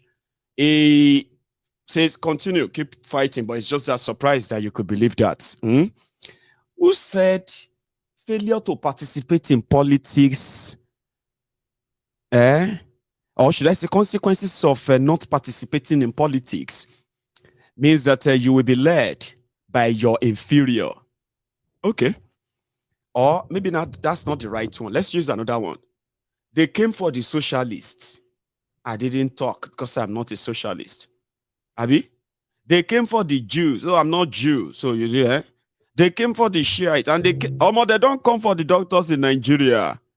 See, the people who are now making laws that because all of the doctors in Nigeria, they are leaving Nigeria. A lot of them, medical students, they just get educated and then they leave Nigeria for the greener pasture. So Nigeria is losing for training medical students. But they are not working for Nigeria. They are working abroad. So they are now trying to make a law. That law means if you go to medical school in Nigeria, 7 years, and then you graduate, you would have to wait for another 5 years before you can be given your certificate of your license to practice as a doctor. And if you don't have that, I believe, you can't even go abroad and work. So that is the solution to stop the abroad taking Nigeria doctors that sometimes go on strike. Can you believe that doctors in Nigeria, Some of them are being owed years of unpaid salary, gratuities. Retire, is see those making the loss. Notice that there is heavy decline on medical brain drain. From 24,000 to now, as I speak, we have less than 10,000 doctors in Nigeria. So that is alarming. So I now thought to myself that, okay, let us look at our laws, what is happening. I noticed that, look, the vacuum is that immediately after housemanship, we notice that most doctors, because of greener pastures, there is a capital flight from Nigeria abroad to UK, America, and all that. Now, government has invested so much money in training these medical doctors. So if you realize, if they can now take advantage of our situation, okay, and now open their doors, because just recently in 2020, UK opened healthcare and visa to people. They were all going to UK and US too, and Canada. So what should we do? Should we fold our arms? So now, and I said, okay, maybe to give back to the society, that is to our people, after training you. Yes, we are not saying you cannot go abroad to make your money, but if government has subsidized your tuition, okay, I mean, to the tune of 40 to 150,000, the least we can get from you is that after your housemanship, before you are given full license, before you are given full license, before you are given full license, at least you can give back to the society within a period of 5 years. So after 5 years, you are free to go. At least you've given back to the society. Ah, God, why do you brought me to this Nigeria? What are we do today? Today, I will live out my voice in space. Oh, yeah, what I know, you are always there for me. Yeah. Oh, my God. These are the people that their leaders are receiving medical care abroad. Tinubu is in France, receiving medical care so they can then go back to Nigeria like Bukwari and do what they have to do best. They were not talking about how to give doctors in Nigeria better pay to encourage them to stay back in Nigeria. Sure, you get, give them better pay. That lawmaker that is talking there, a federal lawmaker, House of Representatives member, I believe, that guy goes home every month with over 18 million naira, legally and illegally, that it takes from the cover of Nigeria. And there are 360 of them in that Abuja. Is one of them. A lot of them, their families don't live in Nigeria since they became elected officials. Their families are in that America, they are in UK, they are everywhere. Their children are schooling abroad. But the solution is to hold those graduates so that they can serve the people, and after 5 years they can leave. That's how smart he is. Not how to kind of make their working environment more conducive, right? That nothing they are offering them abroad will be attractive to what Nigeria is actually giving to them, to encourage them to stay, and more of them to even go into medical profession. Parents in Nigeria, parents invest their money on their children's education, right? Choice, different kind of education, right? They invest so much with the expectation that once they are graduate, they can start working and start providing for themselves as well as their parents. But with politicians in Nigeria, it is just to make your life even worse, not to even make it better in any way, yeah? But some people are already saying, yes, now, yes, what kind of nonsense? And some of you are so ponu that that reflects the kind of people leading you. It is so unfortunate too. But again, who is expecting anything real or fortunate about Nigeria? except the deluded ones that elect criminals and they are expecting a miracle from thieves, rogues, to actually run a better country. Look, go and call your mommy for me. You. Che, help us, oh. Help us. There is God, oh. There is God, oh, God, oh, God, oh, God, oh, God, oh, God, oh, God, oh. God should descend, oh, today God will descend here.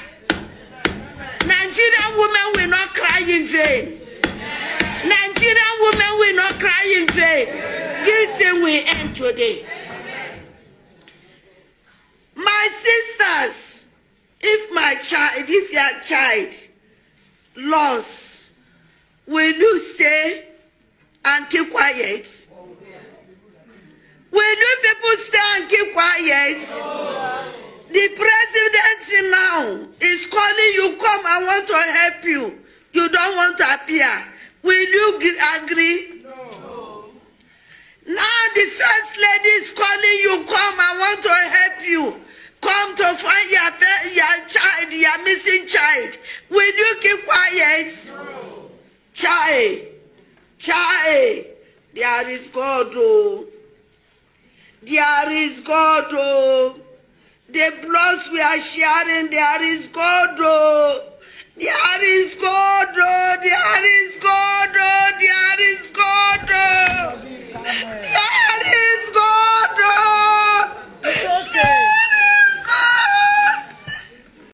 We have got the opportunity to serve again for additional 4 years. And Nigerians will know the difference.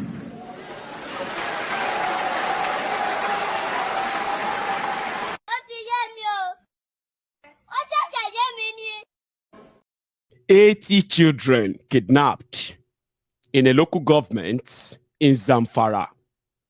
And it's like nothing. 10 school children were kidnapped in Kaduna by terrorists few days back. It is like nothing.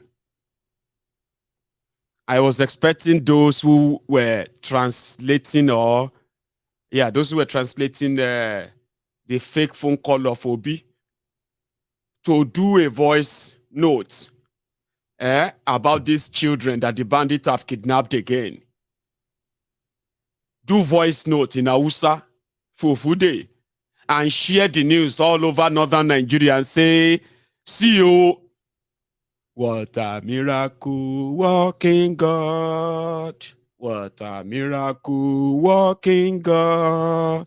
Is a Alpha at Omega. What a miracle working God. Tinubu has not been sworn in.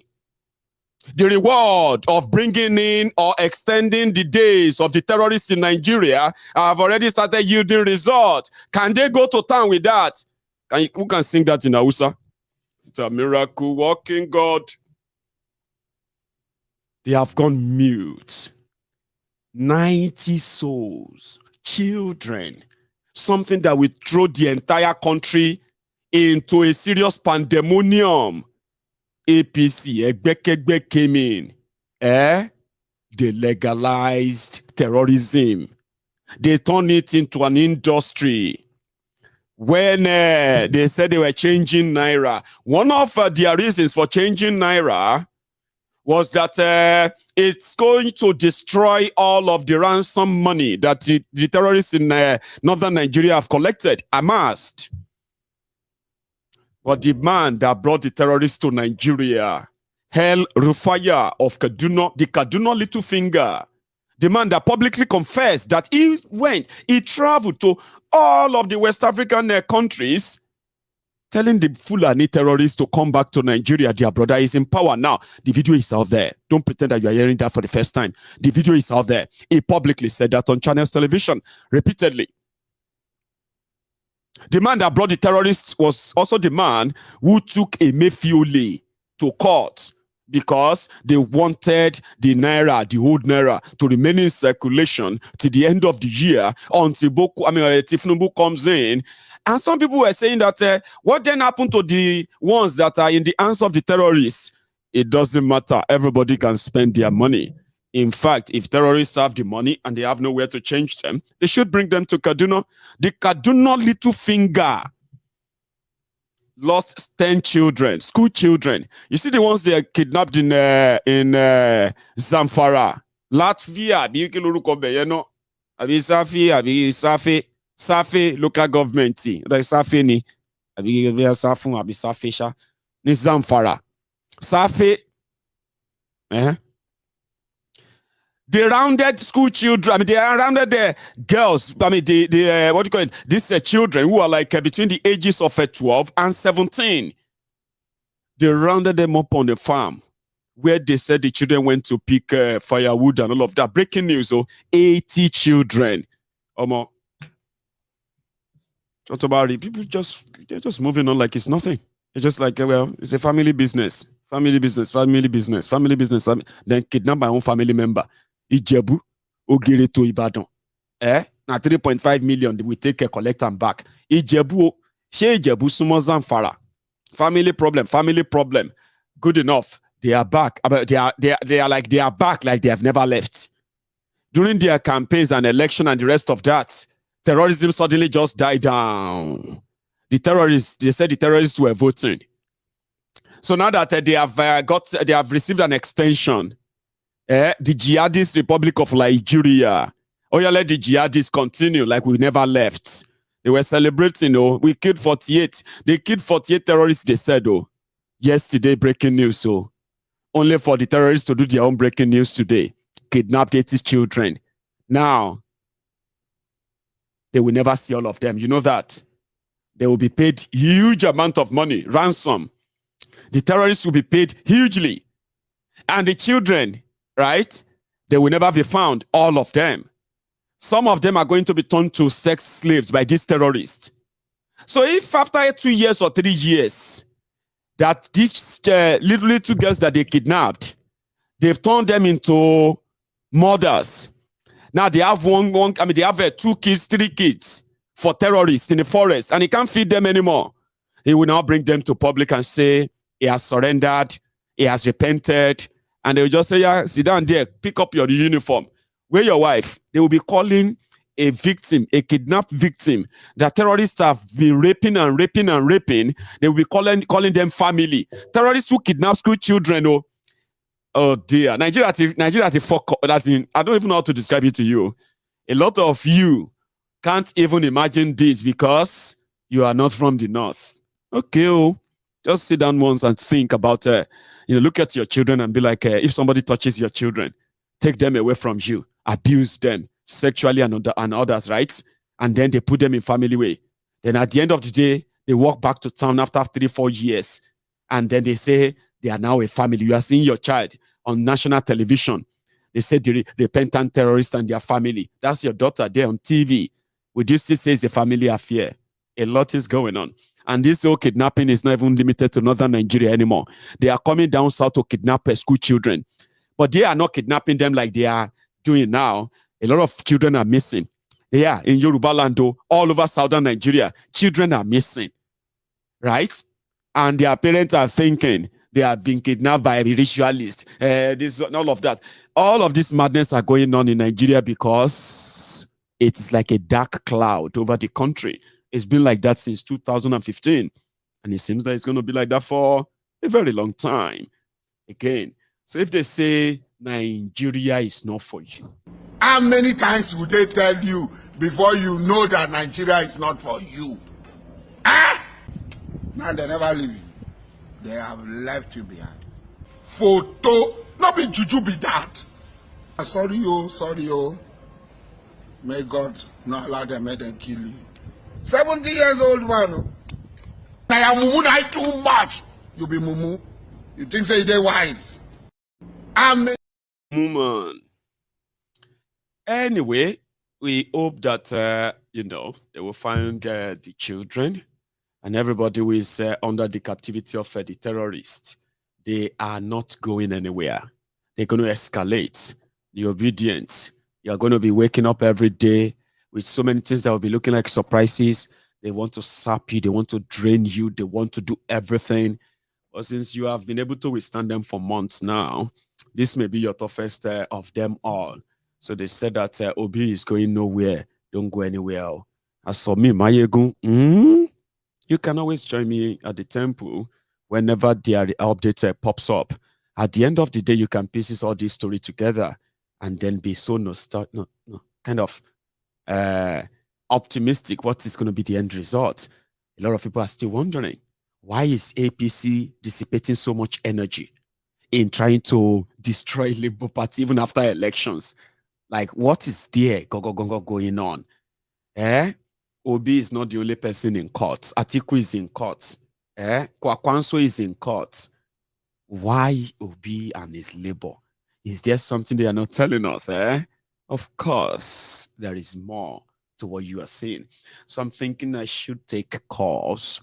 I should take a rest tonight, and I can take calls some other time. I'm just thinking in between to make it a little bit more kind of fun.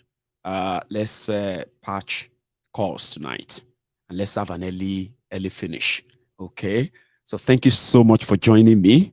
I would have loved to see all your reactions, but don't worry, there will be another time, and we can all react as usual.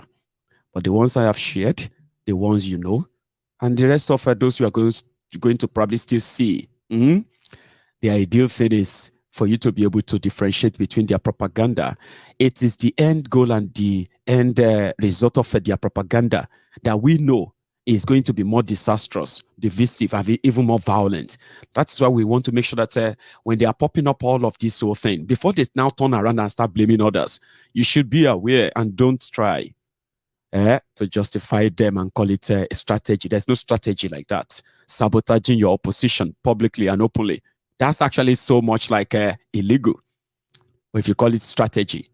Anyway, we'll see where that takes everyone. Okay, thank you for spending your evening with me again. Don't leave without dropping your offering. Like the broadcast, share it, and please subscribe to my channel if you haven't already. I will see you some other time. Good night.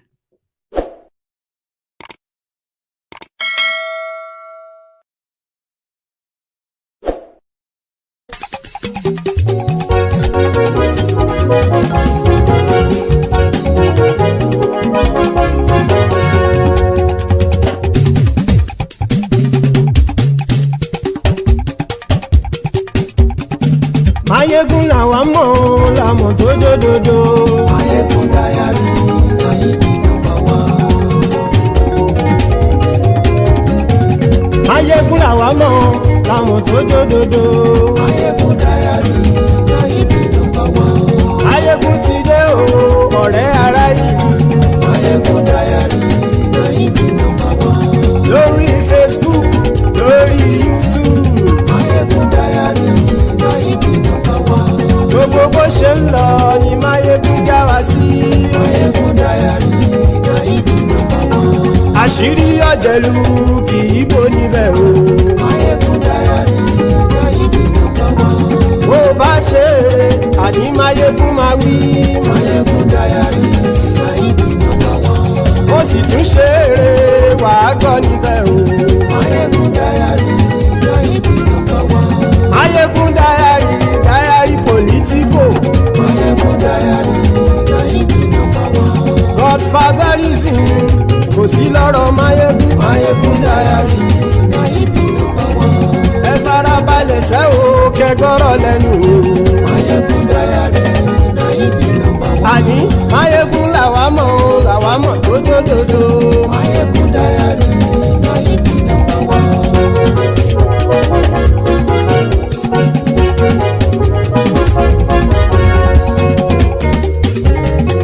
Àní ẹ̀sùn ràkì. Mayegun ti dé. Mayegun ti dé. Ọ̀jẹ̀lú ẹ̀sùn ràkì. Mayegun ti dé. Àní ẹ̀sùn ràkì. Mayegun ti dé. Lórí Facebook. Mayegun ti dé. Àní ẹ̀sùn ràkì. Mayegun ti dé. Lórí YouTube. Mayegun ti dé. Àní ẹ̀sùn ràkì. Mayegun ti dé. Bọ́ bàbá gbé wúrẹ́. Mayegun máa wí. Àní ẹ̀sùn ràkì. Mayegun ti dé. Ijó ìgbádìí yẹ. Mayegun máa wí. Àní ẹ̀sùn. ṣọ́ra kí. Máyégún ti dé. Bí pẹ̀sìdó bá rúfin o. Máyégún máa wí. Àní ẹ̀ ṣọ́ra kí. Máyégún ti dé. Bí gómìnà kówó jẹ. Máyégún máa wí. Àní ẹ̀ ṣọ́ra kí. Máyégún ti dé. Ọlọ́pàá tí ń gba rìbá. Máyégún máa wí. Àní ẹ̀ ṣọ́ra kí. Máyégún ti dé. Aṣòfin tí ń rúfin o. Máyégún máa wí. Àní ẹ̀ ṣọ́ra kí. Máyégún ti dé. Òkúrọ̀ olóṣèlú. Máyégún máa wí. Àní ẹ̀ ṣọ́ra kí. Máyégún ti dé. Ọ̀jẹ̀lú ẹ̀ ṣọ́ra kí. Máyégún ti dé. Àní ẹ̀ ṣọ́ra kí. Máyégún ti dé.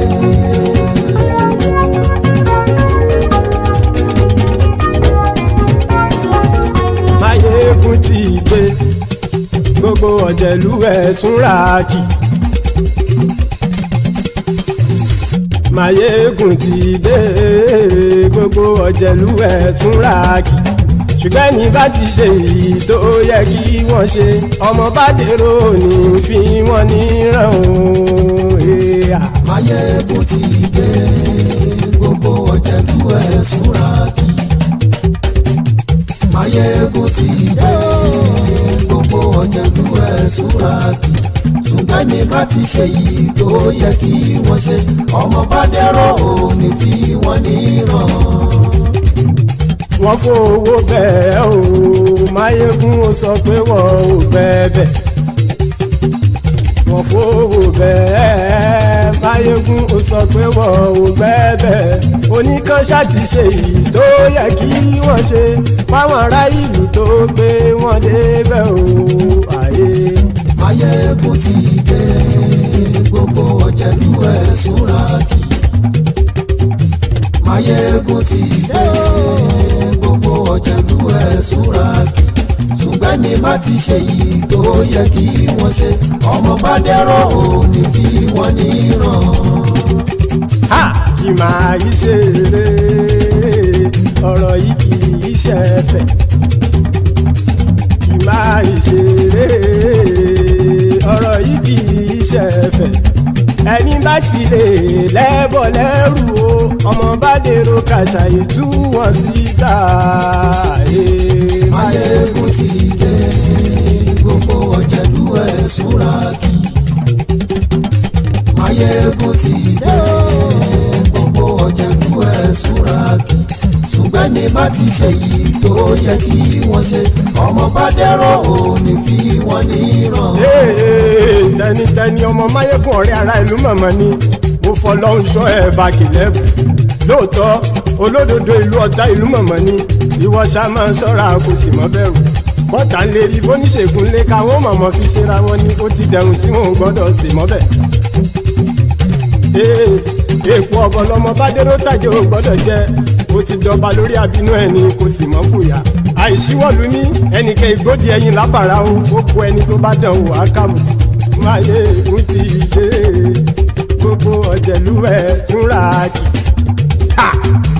Máyégún ti dé. Gbogbo ọ̀jẹ̀lú ẹ̀ túnra kì o. Ẹni bá ti ṣe yìí tó yẹ kí wọ́n ṣe, ọmọ bá dèrò òní fi wọ́n níran o. Máyégún ti dé. Gbogbo ọ̀jẹ̀lú ẹ̀ ṣọ́ra kí. Máyégún ti dé. Gbogbo ọ̀jẹ̀lú ẹ̀ ṣọ́ra kí. Ṣùgbọ́n ní bá ti ṣe yìí tó yẹ kí wọ́n ṣe, ọmọ bá dẹ́rọ̀ ò ní fi wọ́n níran.